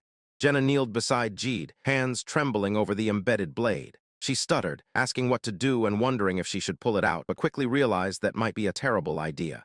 Panting heavily, Han pressed against the barricade. He desperately asked Jeed to switch with him for just 30 seconds. Out of nowhere, a grotesque beast leaped through the air, its claws aimed straight for them. Han gritted his teeth as a heavy wooden staff violently struck the wall right beside him. A deafening roar echoed as a terrifying swarm of monsters charged down the narrow passageway, eager for fresh meat. Han barked orders, telling Hansen to cover the left passageway. When Hansen frantically asked about Jeed, Han snapped that he was resting and to just shut up and go. The cruel system chimed again. Jeed had died. Overwhelmed and weeping, Hansen stammered a shaky agreement to Han's orders. Han viciously kicked a beast aside. He ordered Jenna to leave Jeed behind since he was already dead and help him instead. Jenna stuttered an okay. With a thunderous collision, Han smashed his heavy shield into a lunging monster, his face twisted in a fierce scowl. Jenna tore through the beasts, screaming to ask Han how much longer they had. Ironically, the system chimed to congratulate her on leveling up her skills mid-panic. Han delivered a devastating, shadowy blow. He yelled back that she could have killed one more monster in the time it took to ask that question. Even as the system announced multiple level-ups for Han, he slammed his shield down in frustration, roaring that an awakening meant absolutely nothing if they all died. Hansen let out a blood-curdling scream as blood sprayed across the walls. The system helpfully noted he was now bleeding. Swarmed by glowing red eyes and gnashing teeth, Hansen collapsed to the ground. He begged for help, crying out that he didn't want to die. Tears streamed down Hansen's face as he threw his head back and shrieked for his commander in utter despair. And ground his teeth together, his eyes glowing with an intense, eerie blue light. The monsters descended upon Hansen without mercy. He reached out with a trembling hand, pleading for someone to save him. Fighting off the horde, Han ordered Jenna and Eren to stay close. When Eren tried to bring up their fallen friends, Han yelled that they could mourn them only after they survived. Another cold system notification popped up. Hansen was dead, that made two. Han pushed off the stone floor, his boots scraping loudly as he dashed forward. Eren gripped his spear, asking grimly if this was where they die. Han immediately told him to quit blabbering nonsense. Keeping his glowing eyes locked on the enemy, Han ordered Jenna to climb the wall behind her. Jenna hesitated, asking if he expected her to run away alone. Han yelled back that once she was up, he would be right behind her. "They are coming," a voice screamed as a pair of monstrous faces rushed forward. Han ordered them not to stab the incoming beasts. Roaring in defiance, Han swung his glowing blade, shouting that killing them one at a time just wouldn't be enough. With a brutal, tearing sound, Han cleaved completely through the leaping monster, severing it in half. Jenna scrambled up the wooden structure. She yelled down for Han to hurry up. Han leaped toward the scaffolding, bringing his sword down on another enemy. Jenna extended her hand, screaming for Eren to grab it.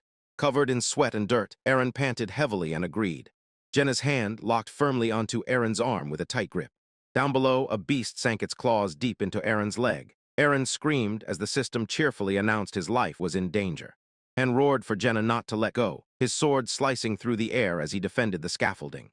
Han snapped his head around, his eyes burning with magical blue energy.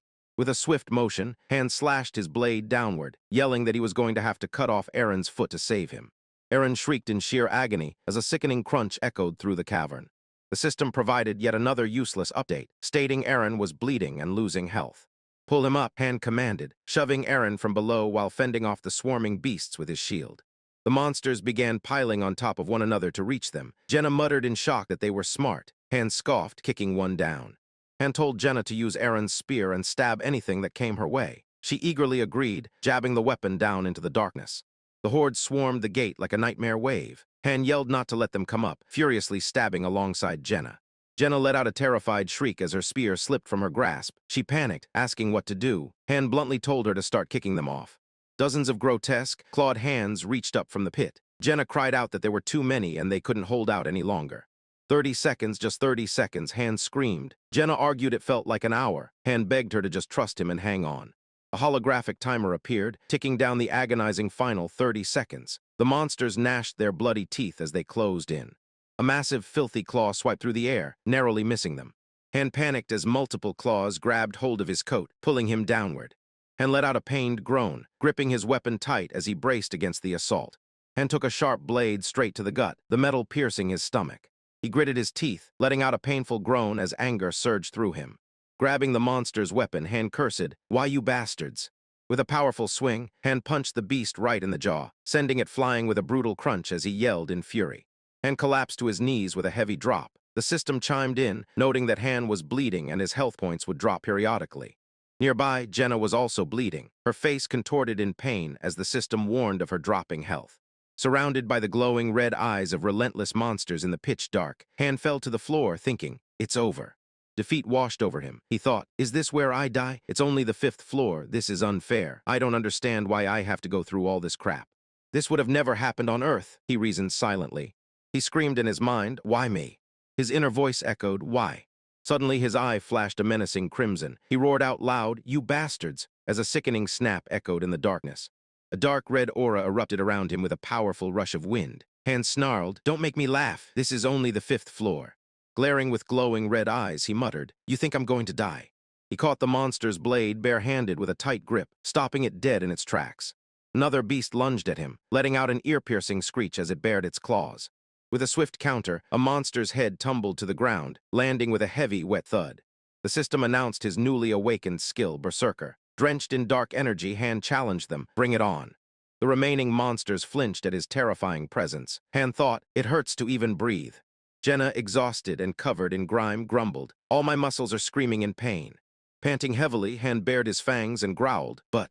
A flaming trail of energy poured from his eye. He yelled, "You want to kill me? Okay then, give me everything you've got, bastards.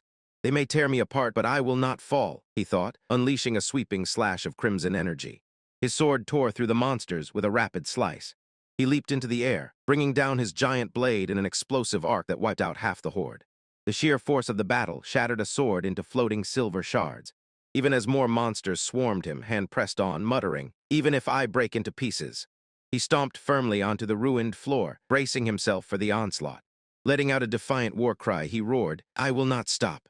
He lunged upward, meeting the terrifying monsters head-on in a chaotic clash. Suddenly, a bright red timer hit 0. Han charged forward, but the horde of monsters abruptly froze and began dissolving into a brilliant blue light. A monster's razor-sharp claws pixelated and vanished just inches from Han's sweaty face. The terrifying beasts completely evaporated into harmless, glowing code. Jenna and Han paused, looking entirely bewildered as the threat simply vanished into thin air. Eren squeezed his eyes shut in pure exhaustion, a monster's claw fading right beside him. A cheerful chime rang out. The system announced the stage was cleared, leveling up Han, Jenna, and Eren, and declaring Han the MVP. A reward screen popped up, gifting them a pile of gold, iron ore, leather, and wooden planks. The system congratulated them for clearing Floor 5, unlocking the daily dungeon, and instructing them to gather ingredients. A bright teleportation circle swept the party up in a sudden rush of wind. Discarded weapons and shields clattered heavily against the cold stone floor. Back in the safety of the waiting room, Jenna slumped to the ground, utterly spent. Han stood there gasping for air, his face covered in dirt and monster blood. Eren was passed out cold on the floor, breathing heavily. Jenna stared blankly ahead, too exhausted to form words. Overwhelmed with relief, she broke down in tears, letting out a weak, tired laugh. Han tried to catch his breath, his chest heaving with every huff. Jenna reached out a trembling, blood-stained hand and asked, "Could you lend me a hand? I can't get up." Han grabbed her hand firmly and pulled her up. She asked softly, "Did we make it?" Han replied simply, "Yes." As a deep vibration shook the room, Han noted, "It looks like we really did clear it, seeing how the waiting room is moving up." Jenna asked nervously, "Is it going to be like this from now on? If so, then—" Han interrupted. This was a particular case. Reaching for his battered sword, Han explained, "It was designed so that we would all die if just one person fails to play their part." He added, "If we had more time to train Jeed and Hansen, we wouldn't have had to fight so desperately." He continued, "Survival missions aren't that difficult if you have a decent party. We were just unlucky that it had to be when we're at our weakest." Jenna stammered nervously, "I know." Jenna looked down, guilt and sorrow washing over her tired face. As the battered trio stumbled out of the portal, an enthusiastic server ran up to them, shouting, "Welcome back, sir." The cheerful server chattered on. Chloe said she cooked up a nice dish. "Are Jeed and Hansen still inside?" Han looked back deadpan and replied, "They're dead." The server's smile faltered, asking for a pardon. Han repeated coldly, "I said they're dead." The system voice boomed, calling for the party members to step forward as they walked past the stunned staff. Floating cards displayed the status of Party 1. Jenna, Han, and Eren stood victorious, while Jeed and Hansen's portraits were darkened, stamped with killed in combat. Morning sunlight peeked through a sturdy wooden door. Inside, Han collapsed face first onto his bed with a heavy thud, his clothes still stained with the grime of battle. He told himself there was no time to get sentimental over someone's death. Han thought tiredly, death will become mundane on the front lines of the tower. Come to think of it, didn't I acquire the skill Berserker? He pondered the strange contradiction. Composure and Berserker simply could not coexist. It's clearly a bug, he reasoned. Holding a hand over his face, he felt the cool blue energy of Composure warring against the raging red aura of the Berserker skill. He muttered, "Composure prevents you from losing your reason. Berserker raises your power in combat at the expense of reason. It must have something to do with my status as both a master and a hero." Dropping his arm, he let out a weary sigh. "It's not for certain yet. Either way, I don't want to think about it today. Things are going to get busy again starting tomorrow." Staring out at the quiet night sky, he decided, "I'll take this one day off to rest." By morning, the courtyard's wooden training dummies stood waiting. Jenna was already a blur of motion, her daggers slicing the air with sharp hisses. Han approached, raising an eyebrow. "The chronic oversleeper is out here earlier than I am? What's going on?" Jenna swung violently, replying through gritted teeth, "I'm trying to stay alive." It seemed she had acquired a new skill from yesterday's brutal battle. Watching her fiercely thrust her dagger, Han thought, "She's talented and works hard." His gaze drifted to Eren's slumped back. On the other hand, Eren hasn't gained any new skills in spite of his hard work.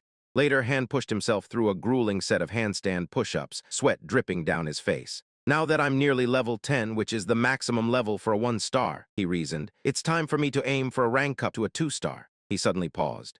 Jenna was casually poking his bare, sculpted abs. I couldn't resist, she grinned. Han groaned from his inverted position. What are you doing? Hands off. Han dropped to his feet, wiping his brow with annoyance. Jenna sported a fresh, comical bump on her head and pouted. It's not like I'm doing any harm, she muttered. You are, Han fired back, thinking to himself. She baffles me the more I see her. Stretching her arms, Jenna acted surprisingly casual. Looks like Aaron isn't coming, she noted. Han found her nonchalance strange after what they had just survived. Leave him be, she added softly. He must be having a hard time. He was close with the trio after all. Han looked away. He's usually out here first thing in the morning. The same goes for Dika. Jenna sighed. Those two were always passionate in their training. Han's eyes narrowed into a cold, sharp glare, unlike those scums who just pretend to do so.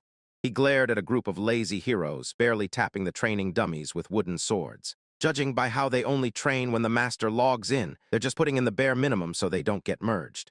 Jeed and Hansen had potential too, Han said coldly. They'd have come in handy if they were given just a bit more time. These guys should have died instead.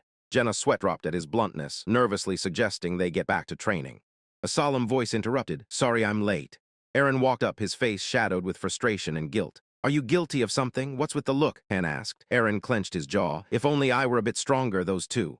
Han cut him off with a chillingly practical tone. They died because they were weak, that's all it is. Looking over the bustling town, Han took stock of his reality. It had already been a month since he entered this world, meaning a little over 10 days had passed on Earth. He had finally managed to decipher the eccentric player's login pattern. He deduced that time in the waiting room flowed 3 times slower than reality. The master logged in predictably, morning, lunchtime, and evening. But inside the chaotic tower, time matched Earth's exact flow. If it hadn't, they would have been trapped in the last survival mission for 90 minutes instead of 30. They would have undeniably perished. Suddenly, the master's chaotic fairy avatar manifested, screaming with joyous insanity. Everyone, take note of Han. He cleared the survival mission on the 5th floor with a bunch of weaklings, truly the master of masters. Jenna leaned in and whispered to Han, What exactly did you do to her? Han replied smoothly, It's a trade secret. The fairy then turned her wrath onto the lazy heroes, hovering over them furiously. And you lot just sleep in your dorm rooms while I work my butt off? See if I let you off easy, Han sighed. Let them be. At least they all come out when you tell them to. A system notification unexpectedly popped up in the air, creating Party 4. Han stared blankly at the roster. He was paired with Jenna and 3 utterly terrified newcomers. Jenna panicked. You 5 go into the rift right now, she mimicked nervously. Them and us too, we've never even seen them before. Standing before a massive, ominous stone archway pulsing with blue energy, Han reassured her. Don't worry, this one should be okay. A holographic sign flashed to life, advertising the daily dungeon in Kendert Forest. Han glanced over his shoulder at one of the trembling newcomers, asking his name. The man stuttered nervously that his name was Owen, admitting he wasn't sure they would be of much help. As a blinding light engulfed them, Han spoke with calm authority. Don't worry, you won't be fighting. The light dissipated, revealing a vibrant, sunlit forest canopy. The party stepped down from a brilliant portal into the lowest-ranked daily dungeon. Jenna immediately dropped into a combat stance, drawing her daggers with a sharp metallic ring. Where's the enemy? She demanded. Is it a special mission like the 5th floor? Han reached out and pinched her cheek hard. She mumbled incoherently through squished cheeks, asking what he was doing. With a deadpan expression, Han replied, You were just being funny, that's all. Jenna stubbornly protested that she wasn't. Han crouched down and grabbed a piece of jagged rock. This is called the Daily Dungeon. It's where we can collect materials. With a flick of his wrist, he tossed the rock into a swirling purple dimensional vortex. Owen stuttered again, asking what it was. A trash can, Han explained casually. Actually, think of it as a basket. He snapped a twig off a nearby branch with a sharp crack. Throw the materials you collect into it, branches and stuff. He tossed the branch into the glowing vortex. They'll be stored in the warehouse, then we can use them to make items. Jenna lowered her weapons, dumbfounded. Is that really it? We don't have to fight. Han smirked and turned his back. Not you, let's go hunt, follow me. Jenna groaned as she followed him through the dense foliage, her footsteps crunching over leaves. I thought I was finally getting it easy, she complained before brightening up. What are we hunting? Are we finally getting meat on the menu? Stepping into a magical clearing, they spotted their prey, a bizarre plant-like deer with vines for antlers. Jenna's eyes lit up with starry intensity, a line of drool escaping her lips. Found it. Here I come, meat. An arrow whistled through the air, piercing the beast's neck with a wet squelch. The creature let out a harrowing screech.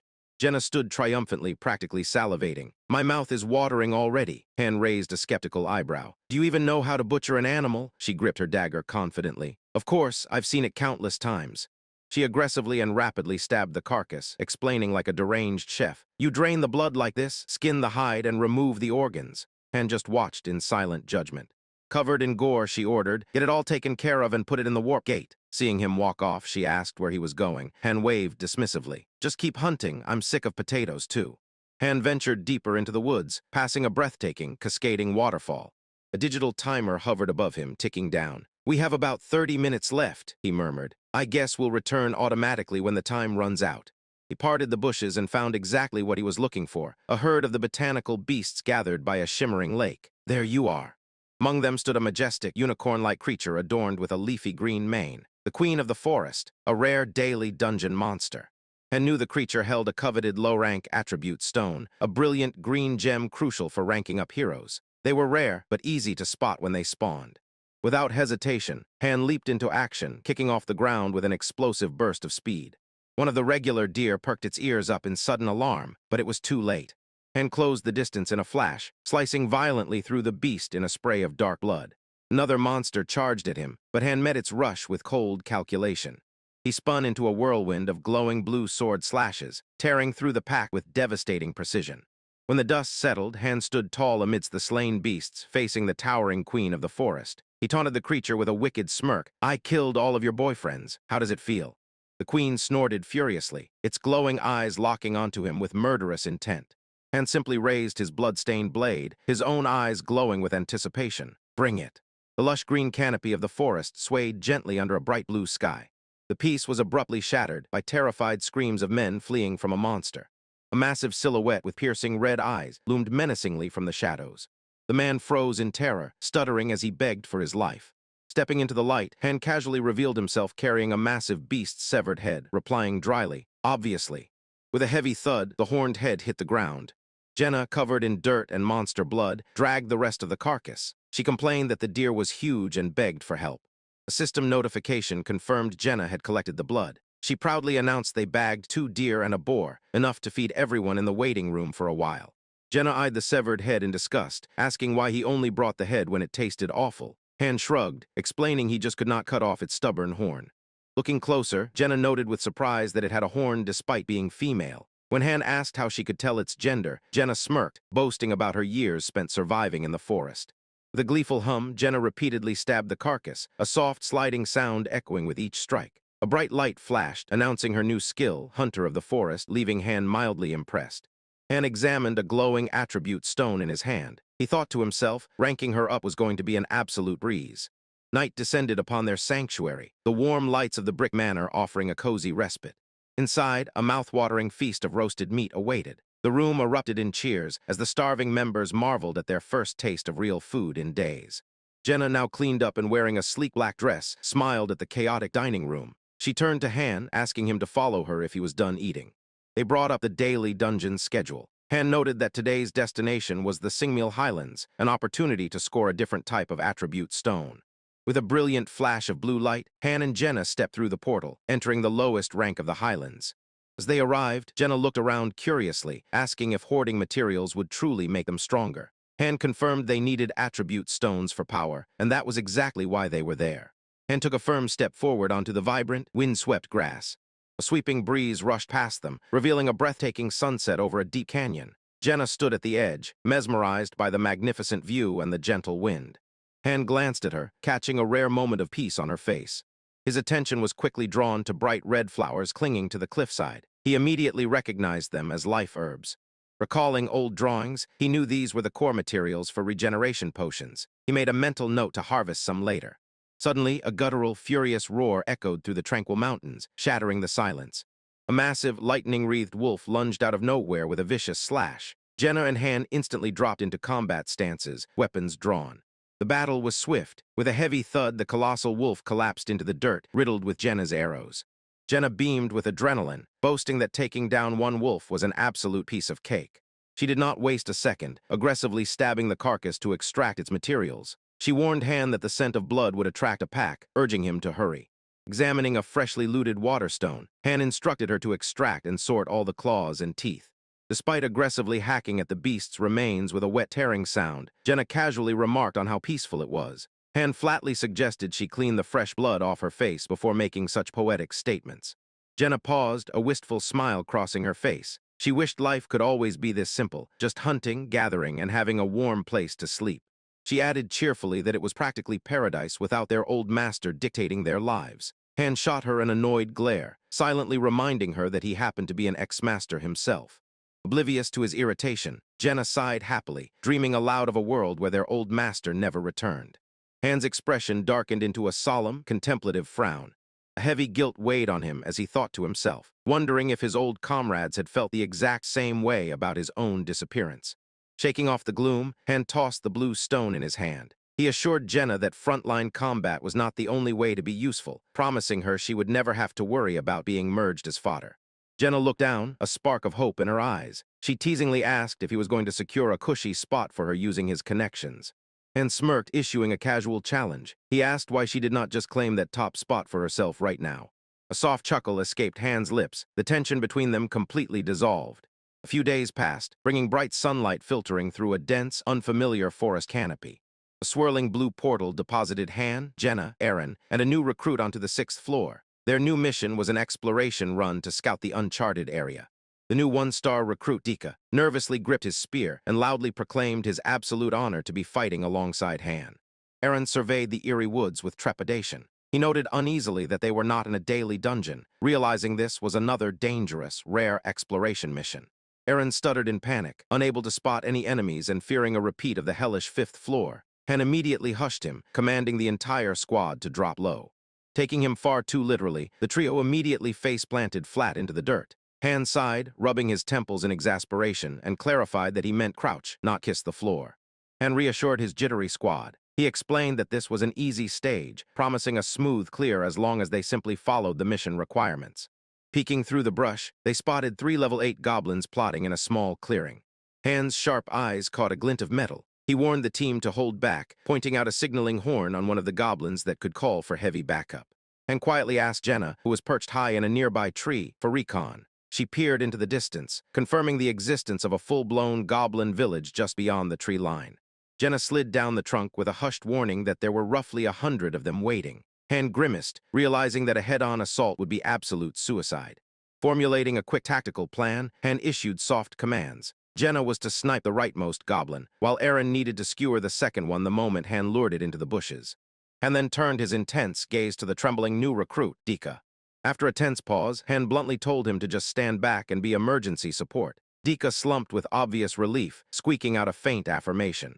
With a sharp hiss, Jenna's arrow sliced through the air like a guided missile.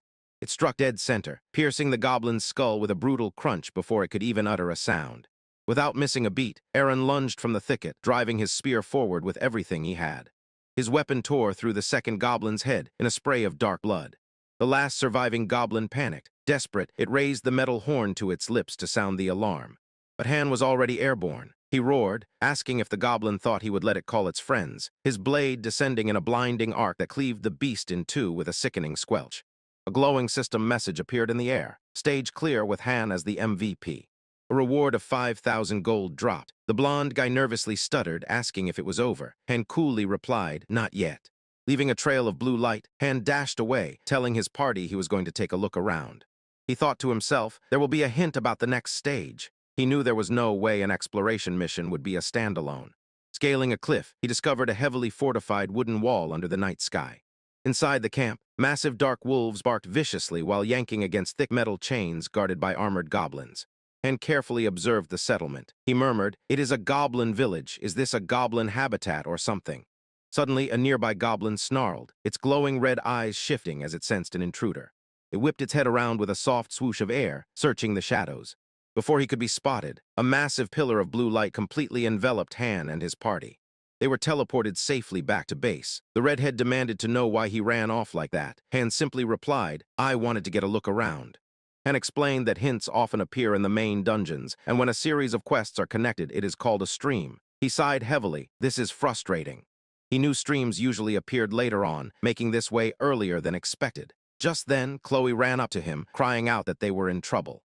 She nervously stuttered, saying some strangers came. Han remained unfazed, reminding her it was not the first time they had strangers come around. A group of terrifying, heavily armed heroes stood menacingly in the dark plaza, looking like absolute villains. A notification popped up, stating that the relationship maned wolf mercenaries had been created, revealing a strong connection between the 5 summoned heroes. The system tip noted that heroes with formed relationships perform much better in combat when placed in the same party. Han looked up at the tiny fairy, Estelle, and asked if the master bought something. She cheerfully confirmed they bought the newbie power-up package for roughly 50,000 won. Han sighed, realizing the strangers came with the high-rank summoning. He told Chloe to go back to the kitchen, assuring her they were just a special bunch and did not bite. Han declared the current party dismissed. The blonde guy looked nervous, but Han casually told him nothing changes just because they got some weird new recruits. Outside the Stone Guild Hall, the wind gently blew a few leaves across the quiet courtyard. Inside, leaning against a stone wall, stood a tall, striking woman with dark hair and a weary expression. The redhead completely ignored personal space, bursting into the woman's face and yelling a cheerful hello.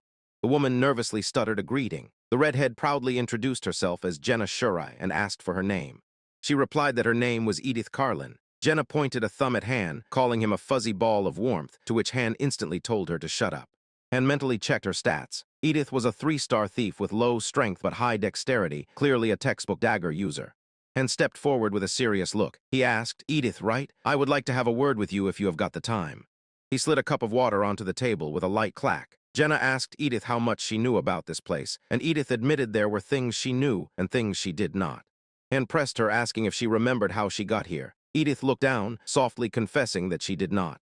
She explained she only knew she was summoned here to fight, and her head hurt if she tried to remember more. Then, she asked Han if he knew what a merge was. Han thought darkly, getting stronger by sacrificing others. He realized her knowledge depended on her high rank, guessing she must be a mercenary. Edith confirmed she was a member of the maned wolf mercenaries back in Halsey, but then woke up here with no memory of the transition. Han reviewed the cards of the 5 new 3-star heroes. Compared to previous summons, these mercenaries were on a completely different level of power. Jenna clasped her hands together and smiled, completely missing the heavy atmosphere as she called it kind of awesome. Edith's expression darkened with dread as she muttered, "But now." A booming voice suddenly echoed from outside, yelling out the names of all 5 mercenaries. Han smirked, telling Edith that the master was calling them to the square, and it was time to go out. A massive, heavy boot slammed onto the pavement with a loud thud. A towering, muscular, blonde man roared in annoyance, demanding to know who was calling his name. Edith pushed herself up from the chair with a sigh, telling her squad that the master was calling and they needed to go. The giant man viciously tore a chunk of meat from a massive bone, angrily shouting he wanted to see the face of whoever interrupted his meal. Back inside, Chloe furiously slammed her hands down onto the wooden table. Chloe cried that the huge guy said he wanted some meat and just took a whole leg, whining that it could have fed 5 people. Jenna punched her palm, ready to forcefully ask him to give it back. Han stood up calmly, suggesting they head out to the square first. A glowing menu appeared, showing the 5 fierce mercenaries standing together as the system asked to confirm their party name. The 5 intimidating warriors grouped up, with the stoic, dark-haired Avant officially designated as the leader of the maned wolf. Out in the square, a chubby villager panicked, yelling that the newcomers were wielding weapons. Han deadpanned, "I have a weapon too." The villager frantically pointed out that they did not look like nice people, practically screaming in terror. Above them, the fairy Estelle cheerfully ordered the menacing, villainous-looking group of newbies to head in. Han glanced at his archer and asked for her thoughts. Jenna's sweat dropped, admitting Edith looked nice, but she was not sure about the giant and the others. The terrified villager begged for help. Han crossed his arms, coldly asking if the man expected him to protect them. The villager stuttered out a pathetic excuse, claiming that since Han was strong, he should do it for free. A dark, sinister smile crept onto Han's face. He mocked the villager, asking if sucking up to stronger people was his survival strategy after slacking off during training. The chubby man trembled, realizing these new mercenaries were worse than previous thugs, just waving weapons around and eating all their food. He silently cursed them as scums who only put in the bare minimum effort just to avoid being merged. Han's eyes glowed ominously from the shadows. He growled, "Get lost before I run out of patience." The man flinched, his eyes wide with stark terror. A blinding light descended upon the square as the group gathered outside the grand hall. Han glanced at the wounded Aaron. "Aaron," he said coldly, "while you were out there bleeding out with your leg cut off, they were slacking off and taking a nap. Don't pity them." He then turned to Dika, who was sporting a nasty bruise. "Dika, did you just fight?" Han asked. Dika looked surprised and asked how he knew. Han sighed, "Your eye is as big as an orange, that's how I know." Han crossed his arms and glared at the red-haired archer. "And why are you still here?" She merely whistled an innocent tune, looking away. Suddenly, the system announced a stage clear. The maned wolf mercenaries swaggered out of the portal. The blonde brute boasted, "Damn, they're all so weak. Goblins, please, that didn't even get my blood pumping." The mercenary captain Avant locked his cold eyes on Han and demanded, "Who are you?" A confident smirk crept across Han's face. "Me." Leaning back on a bench with his sword resting beside him, Han casually replied, "That's none of your business." The blonde brute stepped up, shouting, "Watch your attitude, punk." The archer quickly retorted, "You're fine ones to talk." Another mercenary sneered, asking who the wench was. Avant intervened, standing tall. "I'm Avant Dealer, captain of the maned wolf mercenaries, and you are." Han smiled faintly. "Han Israt." "I see you carry a weapon. Were you also a mercenary?" Avant inquired. Han chuckled, relaxing his posture. "No, I used to be a farmer." Avant's stoic expression broke into utter confusion. "A farmer." Regaining his composure, Avant probed further. "Was that everyone from this place gathered in the square earlier?" Han nodded. "It was. Why?" Avant's eye narrowed dangerously as he processed the information. "I see." Out of nowhere, the system fairy announced they would begin summoning 10 consecutive times. Han looked up in disbelief. 10 new heroes at a time like this. A brilliant cosmic light erupted from the sanctuary doors. The system declared that the merge would commence, instructing the master to drag and drop sacrificial heroes. A group of bewildered new arrivals murmured among themselves. The system fairy floated above them, screaming in frustration that the master was such an idiot. She aggressively commanded the new recruits. "Zakin, Demon, and Rick Sigil, go to the merging center," she yelled at a terrified man, telling him to shut up and do as she said because the master wanted them inside. The blonde brute violently grabbed the terrified man by the collar. "Are you Demon? I bet you are," the man stuttered, desperately trying to explain himself. The archer gasped, "Don't tell me." Han nodded grimly. "Yes, it's exactly what you think." She cried out that they had just arrived. The blonde brute tightened his grip on the struggling man, yelling for Zakin to take one more with him, and demanding to know where Rick Sigil was. The fairy continued her rant as the mercenaries dragged the helpless recruits away. "The master is going overboard because it's their first paid summoning." "This isn't right," the archer protested. "They should at least be given a chance. How could they do this?" Han watched with narrowed eyes. "Whatever is making a big mistake." Han thought to himself that while one-star heroes seemed useless, some had hidden potential. But they were being sacrificed without a chance to prove themselves. A golden aura enveloped the blonde brute as he leveled up, laughing about his newfound strength. Chaos ensued as the fresh recruits scattered. "Avant Soriel, Daniel, what are you trying to do?" one cried out while a woman begged for them to spare her. Avant and his men drew their weapons with a vicious hiss. "Don't let them get away," he ordered. Avant paused, glancing back sharply at one of his hesitant members. "Did you not hear me? Aren't you one of the maned wolves?" The dark-haired member looked down, sweat beading on her face as she hesitated. A soft sliding sound echoed as someone gripped the hilt of a sword. Han had seen enough. He called out, "SL, send a tip to the master." Han casually walked up and typed directly on the fairy's holographic keyboard. "Tell them that you never know a one-star's potential until you test them." The fairy stammered in protest as the tip was sent. Han's mind drifted back, reflecting that he had been through a lot since he came to this place. A dark shadow cast over his eyes, holding the weight of his past. A lot had happened. It was more than enough to change a person. The blonde brute charged forward, bellowing, "Who are you to interrupt us?" Han smiled darkly. "Interrupt you? I'm just giving my advice." Han's eyes gleamed with an icy intensity. "Got a problem with that." Enraged, the brute swung his massive battle axe with tremendous force. "You're asking for this." An arrow suddenly zipped past the brute's face, halting his swing.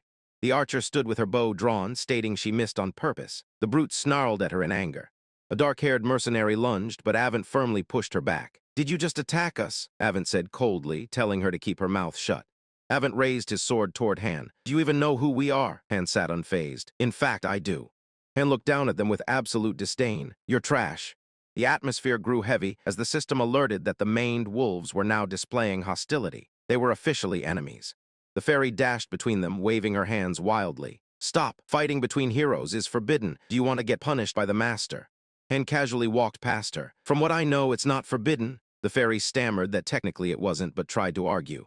Han squinted at the mercenaries. "You all be honest, you're not mercenaries, are you?" Avant flinched, his composure cracking slightly. "What are you talking about? We're tried and true mercenaries."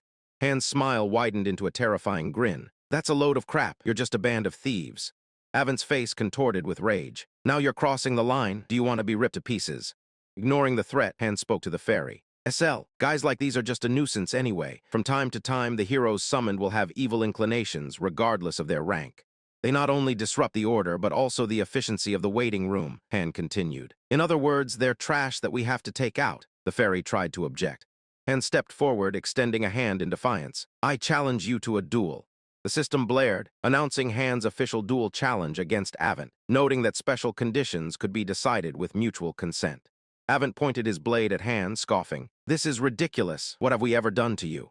Han's gaze turned chilling. Just consider yourselves unlucky. I know how people like you think, Han deduced aloud. You asked if the people you saw gathered earlier were everyone, because it'd be bad if there were someone stronger than you. And this is how you decide to act as soon as you learned that you were the strongest. Han drove his point home. Besides, merging with a fresh 1-star hardly gives you any power. Don't you agree? So you want to be the sacrifice. The archer nervously asked what Han was planning. It's simple, he explained. If I win, he gets merged into me, and if he wins, I get merged into him. A sinister smirk formed on Avent's face at the proposition. The system confirmed that Avent accepted the duel, establishing the high-stakes merge condition. Avent fully drew his greatsword with a sharp metallic ring. His eyes locked onto Han as he declared, "This should be interesting." The system chime rang out. Han's eyes narrowed in sheer boredom as he thought, "It looks like whatever is a chicken." Jenna looked at him with worry. "Will you be fine on your own?" Han calmly instructed her. "Jenna, take those people into the dormitory." A notification popped up, highlighting Han's display of confidence. He smiled over his shoulder. "You think I'm going to lose?" Jenna laughed right back. "You have a point." The system officially declared the start of the duel between the 1-star Han and the 3-star Avent. Han laid down the ground rules. The duel ends when either one of us surrenders. Do you consent? Avent shrugged confidently. Whatever you want. Avent smiled wickedly, clearly underestimating his opponent. I won't kill you. After all, I need a fresh sacrifice. Han glanced back at the fairy SL. Make sure the others don't interfere. Shocked, SL floated backward in a panic. Are you sure about this? Avent lunged forward in a blur of motion, his sword glowing bright blue. You didn't even take your sword out, you fool. Dark shadows fell over Han's eyes as he prepared to show the arrogant mercenary his true power. Based purely on his stats, Avent would have been a rather good hero to build. Avent's strength was almost 20, and his swordsmanship was already approaching level 3. Avent's eyes suddenly widened in pure, unadulterated shock, however. Red warning lights flashed as Han entered Berserker mode, his combat stats shooting through the roof. A terrifying, demonic aura erupted from Han. He smiled like an absolute madman. Avent had no idea who he was messing with. Avent swung his blade violently, but Han smoothly evaded the heavy strike as if dancing with shadows. Han seized Avent's wrist with a crushing, inescapable grip. Han forcefully shoved his hand straight into Avent's face, making the mercenary scream out in pain. With terrifying brute strength, Han drove Avent face first into the ground, shattering the stone beneath them with a bone-rattling impact. Avent's bloodshot eye bulged from the immense force as he lay completely defeated in the rubble. Han finally unsheathed his blade with a clean, metallic ring. He casually spun the weapon in his hand. This is how you show an arrogant prick his place. Without a second of hesitation, Han drove his sword straight through Avent's shoulder. Avent shrieked in absolute agony. Leaning in with glowing red eyes, Han whispered menacingly, Surrender! Avent coughed up blood, desperately trying to yield. I surrender.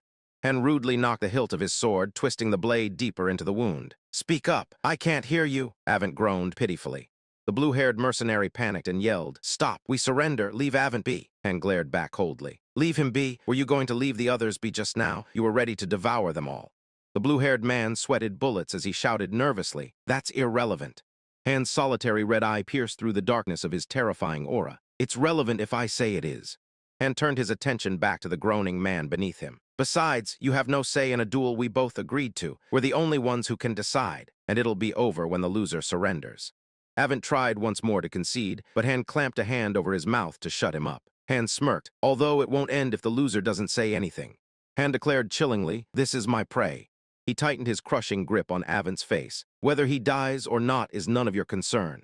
The masked mercenary scoffed. What a lunatic, you think you'll get away with this? Do you even know who we are? Han ignored him, turning to the female archer instead. The maned wolf mercenaries, was it? Edith, are the maned wolves really mercenaries?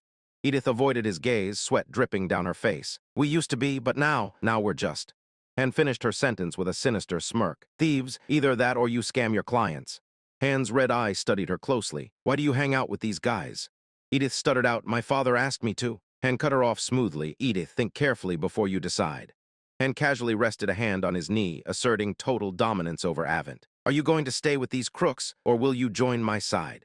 Edith hesitated. The massive brute of the group erupted in a furious rage. Oh, so you want to flirt with the enemy, is that it? Do you want to die? Han calmly interrupted the brute's tantrum. Hush, the adults are talking. Beneath him, Avent weakly clenched his trembling hand, growling in pure humiliation. Why you?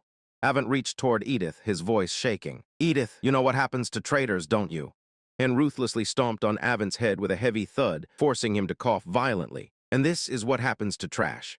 And offered her the invitation again. Join us. We were down a party member anyway. The brute furiously yelled her name, reminding her of the heavy price of betrayal. Edith's legs shook visibly as her former comrades screamed at her. She closed her eyes, silently wrestling with the impossible choice. Suddenly, her eyes snapped open, filled with a newfound resolve. Edith confidently stepped over to Han's side. That's right, you've got to make the right friends. The system announced her departure, officially disbanding the maned wolf mercenaries. Han stood up and glared at the remaining 3 mercenaries. I have no business with the rest of you. Get lost. The masked man seethed with murderous rage. Avent choked out his surrender from beneath the rubble. Han stepped on him once more. Are you sure you're going to get merged to me? Avent spat blood and cursed at him, but Han just sighed. This is getting boring, just say it. Driven completely mad by fury, the remaining 3 mercenaries charged forward with their weapons raised. Why you? Estelle jumped in front of them, throwing her arms wide. The duel isn't over yet, you cannot intervene. The muscular brute wildly swung his spear, blasting the poor fairy away. Move, rat! I'll kill you if you get in the way. Han's crimson eye flared with deadly intent. They took the bait, adios. A terrifyingly joyful smile stretched across Han's face. No second chances. In a brilliant flash of dark crimson energy, Han unleashed a devastating, bloody slash across the 3 attackers. Blood erupted into the air. Estelle watched in pure horror, whispering that she had warned them. System notifications coldly confirmed the deaths of the 3 mercenaries. A system window revealed they had died from stress-induced suicide. Avent stared in utter disbelief, his mind entirely broken. Loki, how was that? Was that good? Did I do a good job? Han praised his broken mind coldly. You did good.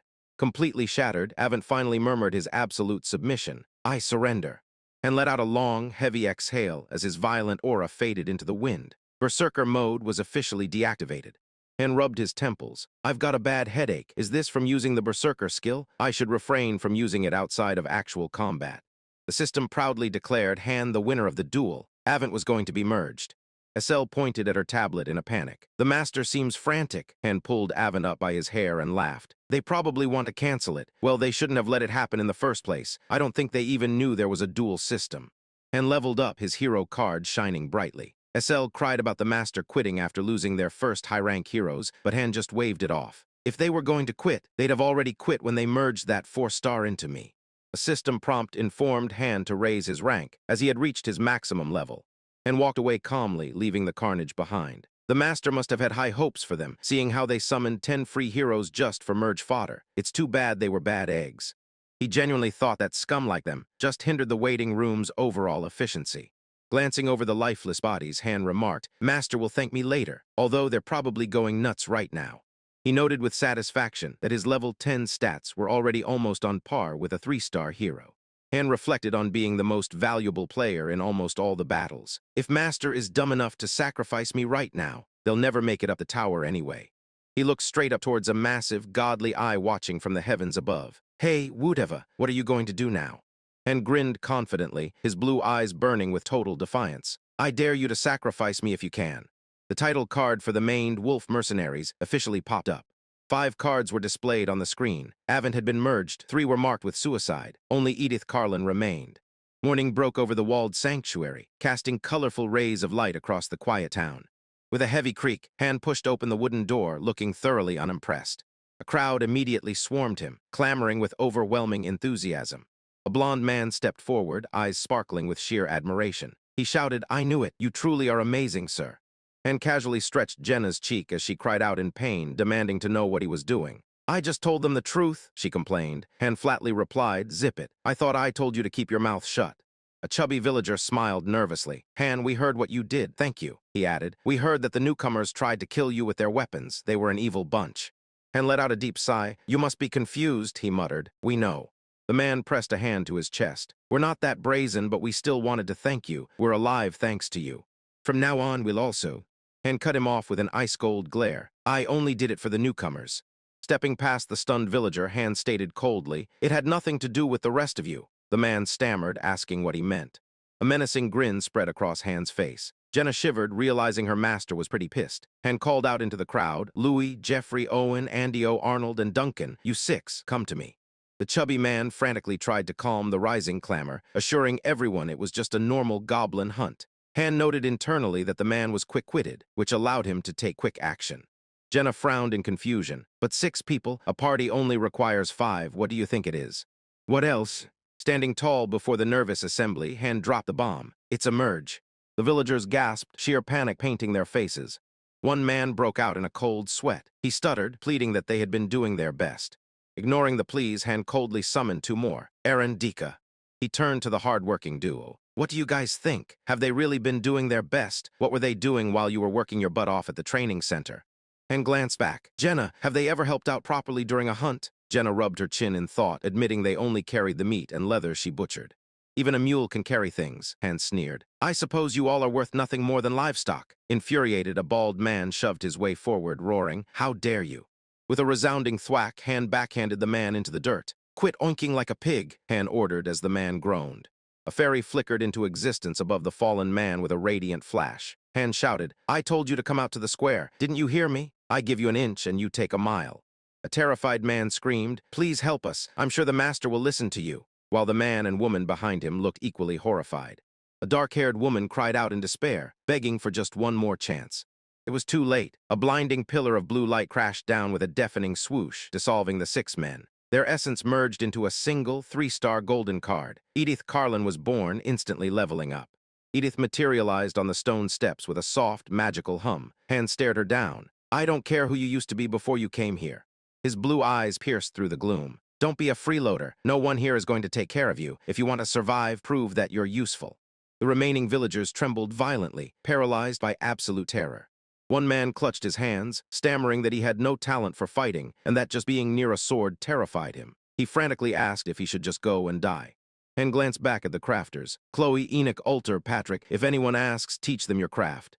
A confident smirk returned to Han's face. They'll figure it out if they're willing enough. If you want to fight, come to me. I'll beat you up to a pulp. A system prompt suddenly illuminated the space, asking if the master wished to disconnect from the game.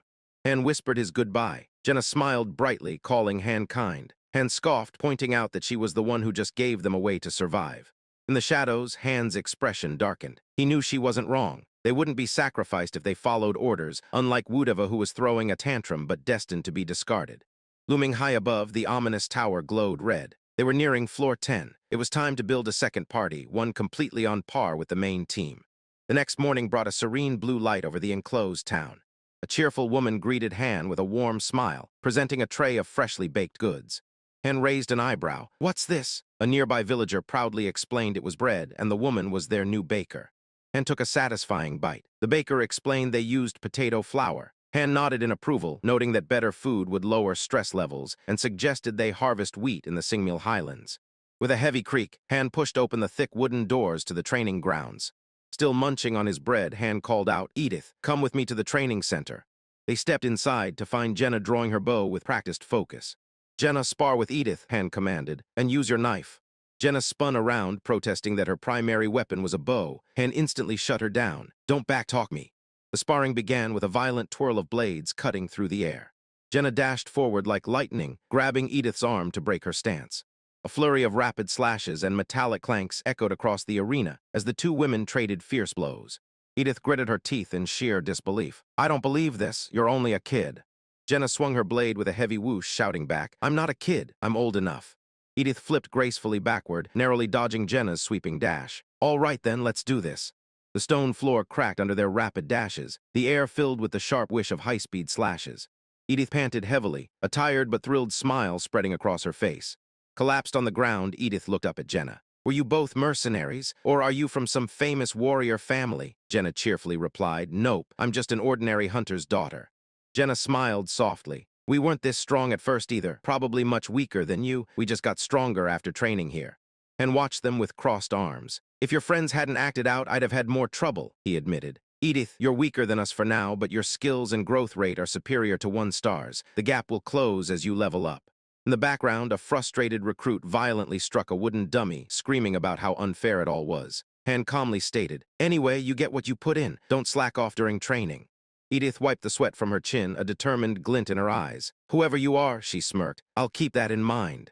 The next day, the men were running sprints while dragging heavily weighted bags. One of them panted heavily. Is it because of the mass merging yesterday? In the courtyard, the recruits violently struck the wooden dummies. We have a few more out on the field, someone noted. It cannot be helped if they want to stay alive. They can only make themselves more valuable, a voice reasoned. And observed the grueling exercises, his expression flat. There are still too few, though. Even if they want a support role, there are only 2 slots available for each facility, so the rest will be on the chopping block soon enough. Han silently watched a recruit slash at a wooden dummy with intense focus. You there? Han called out. The recruit flinched, looking over his shoulder. Me, sir? He asked. What is your name? Han demanded. The young man stood upright nervously. Ursher Roderick, sir. I have already been briefed. There is a being called the Master, and we were summoned here to fight. Han leaned casually against a weapon rack. Good attitude. What were you in the outside world? Ursher rubbed his head. A free company's porter. I would carry their things, stand guard, set up camp. Ursher smiled sheepishly, sweating under Han's gaze. You seem to know how to fight pretty well for just a porter. I wanted to be a mercenary myself. A sinister, knowing grin spread across Han's face. With a sharp whistle, Han tossed him a heavy wooden sword. Come on, I will see if you have what it takes to be a mercenary. Ursher caught it and nodded. Yes, sir.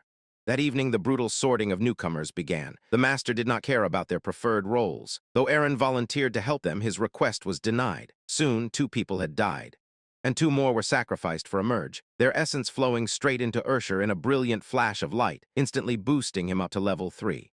The remaining recruits were thrown into the daily dungeon. The vital mine needed to obtain fire stones was still locked tight. At dawn the following day, the town was covered in an eerie, quiet blue hue. Han gathered the group bright and early. Jenna crossed her arms and yawned. Why did it have to be this early? I am so sleepy. Han stood before them, demanding order. Be quiet. Does anyone know why you were called here? The group stared at him in utter confusion and exhaustion. Dika cautiously raised his hand. Are you picking the party members? Jenna narrowed her eyes. Doesn't the master decide the party? Han casually replied. We can put in suggestions. The master probably will not be able to turn it down either, he added thoughtfully. Han reached into a dark cup filled with long wooden sticks. So now. The team watched him intently, thick tension filling the cold air. With glowing blue eyes, Han announced, It is time to draw. Han offered the cup to the anxious members. We are going to choose the parties by drawing straws. There are 6 of us, so we can have 2 teams of 3. Dika looked terrified at the prospect. Han quickly reassured him, Relax, I do not mean to abandon any of you. Han laid out the rules. There will be 2 leaders, one is me, the other is Edith. Edith flinched, pointing at herself in absolute disbelief. Me. Jenna instantly threw a tantrum. Wouldn't Jenna be better? No, why not? I can do a good job too. Edith frowned, feeling the sudden pressure. But why do we have to divide into parties anyway? Han sighed. When we think about more efficient growth or the risk of a party getting wiped out, it is too risky for all the strong combatants to be focused in one party. But we don't have enough people, he admitted, closing his eyes. The master will fill the rest. Han vividly recalled the disaster on floor 5. The massive skill gap had nearly gotten the entire party killed when Jeed and Hansen fell behind. You wouldn't have to divide up the parties if you could clear every floor with just one party. But you need more parties for later missions, some requiring dozens to hundreds of members. If they aren't on equal footing, you'll start running into problems. And building a sub-party is a must in case the main party gets wiped out. He thought to himself, previously, Woodeva summoned without much thought, but there are certain principles for paid summons too. I can only hope Woodeva realizes that. He slammed the cup down with a hard clack. Now draw. A strong gust of wind howled through the training grounds. Jenna proudly held up her stick. I am red. Aaron showed his matching red stick, smirking. I was going to make a fuss if it were blue, but good. I am red too. Edith sighed, looking at Ursher and Dika. Then we won't even need to check the rest. Judging by your faces, I see you don't trust me. Dika stuttered, panicking as he tried to explain himself. No, I was just... Edith cut him off smoothly. I know. She let out a heavy sigh, offering a sad, understanding smile. It's understandable. I am fairly new here, and I don't have much experience either. Han glanced over at them, noting the blatant gap in power. Objectively, there is a big gap between our parties, but it cannot be helped. Han warned her directly, leaving no room for argument. Edith, you will be left behind if you cannot catch up. Edith smiled fiercely, radiating confidence. I know. I saw the merges yesterday, too. Do not worry, we will not lose. A grand system notification flashed into existence, announcing that Han proposes a fixed party.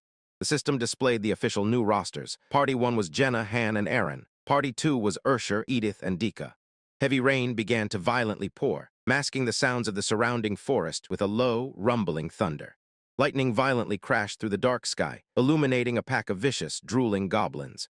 The 7th floor mission officially began with a simple goal: annihilate 13 level 8 goblins.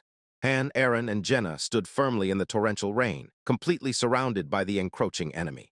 Aaron laughed, thoroughly relieved by the odds. "Thank goodness, sir, this should be doable." Han stepped forward, drawing his blade. "You two just watch. I will take care of them myself." A massive goblin let out a blood-curdling screech, rushing straight at Han with murderous intent. Han let out a slow, controlled breath, his muscles tensing for the slaughter. The system announced his berserker mode as Han's body erupted in a blinding, violent crimson aura, accompanied by an intense rumbling. With a single explosive slash, he cleaved a screeching goblin entirely in half, blood painting the rain. He moved like a demon, viciously stabbing his glowing blade right into a monster's jaw. Crimson flashes lit up the battlefield as a rapid series of slashes tore through the remaining goblin horde with terrifying speed. A lone, surviving goblin stood completely frozen, trembling uncontrollably in the storm. Han smoothly sheathed his sword, the metallic blade sliding into place with a heavy clunk. Jenna stepped up behind him, wiping rain from her face. "Should I finish it?" Han shook his head firmly. "This mission is also likely to be a connected quest, so we cannot clear it just yet. Just leave it. One goblin cannot do anything to us by itself," he commanded. "Let's begin the search." Han noted the harsh surroundings as the torrential downpour continued. First thing of note, it's raining. He scanned the treacherous, muddy terrain. Second, there is a river, he observed, watching the dangerous, rushing water. He walked closer to the violent rapids. And third, did a dam break or something? Han wondered aloud, watching the chaotic, unnatural flood. The system chimed, declaring the stage clear. Aaron had miraculously leveled up, and Han secured the MVP spot. The shiny rewards appeared immediately: 10,000 gold, iron ore, and leather. Back at the safe zone, Aaron stretched his tired arms. "Han, this should be it for the day, right? Can I go now? I want to take a shower." Han replied casually. "Whatever you want." Aaron added, "I was going to go train." Han warned, "Don't overdo it. You will do more harm than good." Suddenly, Han flinched, his eye twitching as he sensed a massive shift in the system. "Aaron, don't go yet," Han ordered sharply. Aaron paused on the steps, looking back in total confusion. "Pardon." The master had just purchased the newbie power-up double package for 90,000 won, acquiring a massive fortune in gems and gold. Han realized the terrifying gravity of the situation. It is Wooteva's third transaction. The system aggressively promoted more purchases. Han immediately spun around and shouted, "Jenna, get the straws from my room. They should be on the table." Turning back to Aaron, he commanded, "Aaron, you get Edith." Aaron scrambled into action. "Okay." The digital transaction pinged complete, the rewards instantly sent to the mystical mail system. Han stared at the colossal, glowing gates of the summoning hall. "We are getting some new recruits," he muttered, as the master initiated 2 consecutive high-rank summons. The current roster stood ready, their cards shining softly in the dim, magical light. 5 brand-new hero cards materialized from the swirling void: Patrick, Enoch, Chloe, Amarin, and Ulter. Han smirked, knowing exactly how this worked. He thought, "I knew they would go for it. Once you make your first transaction, you can never go back. In the beginning, Pick-Me-Up's amazing AI and the fun of watching the heroes act on their own is enough to keep people playing." He continued to ponder the game's mechanics. Merging heroes and seeing their reactions after they've successfully cleared a stage will be quite impressive to a new player. The game offered endless, cruel amusement. Han thought, the fun of observing a human, the fun of supporting the heroes, issuing commands, devising strategy and PvP. As you climb up the tower, you gain access to more content, which diversifies the heroes' actions. It's impossible not to have fun playing with these heroes' lives. The system prompted cheerfully, "Master, we will begin the high-rank summoning. I wonder what heroes will appear." With a mechanical click and a loud whirring sound, the summoning began. With a bright flash, 2 rare 3-star heroes materialized: an elegant red-haired woman named Ialka and a grizzled veteran warrior named Roderick. Roderick scowled, his sharp eyes scanning the unfamiliar area. "Who are you people?" Ialka looked around in sheer bewilderment. "This place is..." With a sudden flap and a sharp tearing sound, her long gown caught beneath her foot. "Ack!" Ialka shrieked as she tripped, tumbling right toward Han. Jenna trotted over, looking thoroughly confused. "I brought the... who is this? What's she doing on the ground? Is she sick?" Han watched the trembling woman without moving to help. "Never mind her, she'll get up on her own. She's probably more embarrassed than hurt." Jenna tilted her head. "And why's she dressed like that?" Edith appeared beside them with a soft rustle of clothing. "She's an aristocrat," she noted calmly. Han raised an eyebrow. "Aristocrat?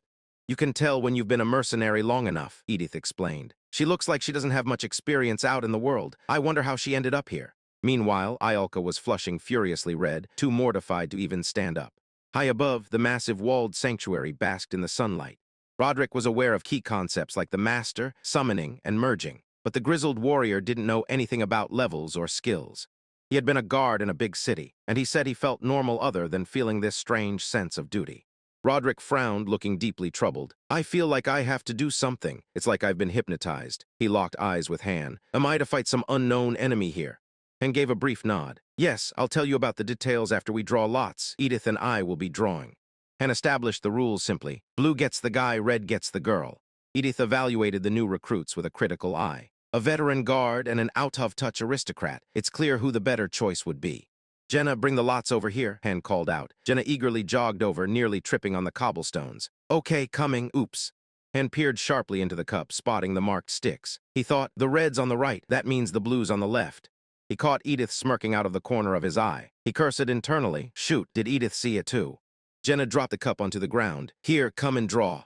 Han dashed forward in a sudden blur of motion, desperate to get his pick. The left is the way to go, he thought, his hand swooping down with a sharp swish to snatch the slip. Iolka watched their chaotic scrambling with an utterly unimpressed silence. Suddenly, a fierce wall of flames erupted between them. Han flinched back in shock. He thought, a fire spell. Taking advantage of his hesitation, Edith's hand darted in and snatched the left slip right out from under him. They wrestled over the cup, glaring daggers at each other. How about you let go? Han demanded. You saw it too, huh? Edith grinned maliciously. Why don't you? Of course I did. Han glared over his shoulder at the newcomer. Are you a magician?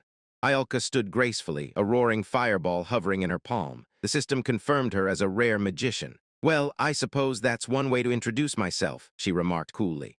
Edith's eyes burned crimson as she bared her teeth. Why don't you be nice and let us have her? I think we'll be perfectly balanced if the magician joins my party. Han's eye flared blue. Didn't you want the guard? What a shame. I don't know how to play nice. Jenna practically vibrated with excitement. Wow, so magicians are real, and a fire magician goes perfectly with an archer. Han knew the harsh truth of this world. Even a one-star could become a warrior or thief through experience. But magicians were different. They were rare individuals you could only get through paid summons, and the probability of pulling one was extremely low. Iolka sighed heavily, feeling intensely uncomfortable. But what are those two doing? I don't appreciate how it feels like I'm being judged.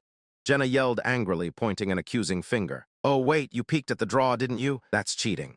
Jenna furiously began shaking the cup. It should be up to luck. I'll mix them up so you can't see. Iolka frowned at Han. Just what are you doing? Han replied bluntly. It's simple. We're deciding whose party you'll be joining. Jenna snickered. You're slower than the old guy, huh? I was dragged here out of the blue, Iolka shouted indignantly. How am I supposed to understand what's going on? Roderick sighed heavily. Think carefully. What do you think they're doing? Roderick gave her a knowing, cynical look. Do you get it? Iolka stared back blankly. Realization finally dawned, and Iolka covered her mouth in absolute disgust. Ugh, how abhorrent, treating us like we're some commodity. Roderick nodded grimly. I agree. Jenna planted her feet firmly, acting as the strict judge. Now no cheating this time. We're going by pure luck, fair and square. Han muttered under his breath, using luck and fair and square in the same sentence. All right, Han conceded. Let's agree to accept the outcome, whatever that may be. No complaints. Edith smirked confidently. Of course. Han confidently reached down and pulled a slip. Edith quickly grabbed the remaining one. The two leaders stared silently at their respective slips of paper. Han grinned triumphantly, holding up the winning slip. So it's decided, no complaints, right? Edith scowled at her own, visibly frustrated. Suddenly, a man screamed in terror as he was violently dragged across the courtyard by a magical force. Let me go, he shrieked. Come here, a dark voice commanded. Jenna and Iolka watched in shock. The terrified man wailed desperately at Han. Han, you told me I could live if I worked hard enough. This is too harsh, it's too cruel. Han's expression remained ice cold. Be quiet and get inside, he turned to the stunned aristocrat. You, the new magician, you too. He's one of the guys who didn't learn any supporting skills. Iolka, you should get in there. Han's eye flared ominously in the shadows. Unless you want to end up like them. The system announced the merge was complete. The screaming men vanished into pure light, and a golden aura enveloped Iolka as she leveled up. Iolka stood perfectly still, overwhelmed by the sudden surge of power. Han stated flatly, this is what happens if you fall behind.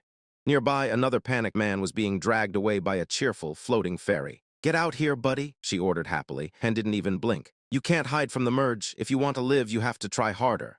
Roderick watched the brutal process, sweating nervously. How horrible, Han glanced at him. It's your turn next. They're going to be merged into you. In the background, another man cried out, stuttering, save me. Another beam of light flashed, signaling that Roderick had also leveled up from the sacrifices. Edith smiled gently at Roderick, turning to lead the way. Follow me, you're the star of the show today, Roderick grunted in resignation. All right. A massive portal tore open the space behind them, crackling with violent blue energy. Han looked at Iolka. Hey, magician, what spells can you cast? Iolka crossed her arms haughtily, trying to mask her fear with arrogance. Why do you ask? Han scowled impatiently. Are you not going to fight? Just answer the question. Iolka flinched slightly. I mean, why did I even get summoned here? Didn't you come here to fight? Han demanded. You should know that as a 3-star. Iolka gasped, deeply offended. How rude. You expect me to fight in this strange place without even knowing the reason. Han leaned in, his gaze piercing. The reason? If you don't fight, you'll end up like the ones you've just consumed. Iolka froze, her face paling in absolute terror. Shrouded in darkness, his glowing eye fixed entirely on her, Han spoke with chilling finality. I'll ask again, what spells can you cast? Well, that's all for today. If you like this video, then give it a big thumbs up. And yeah, don't forget to like, share, and subscribe. Bye.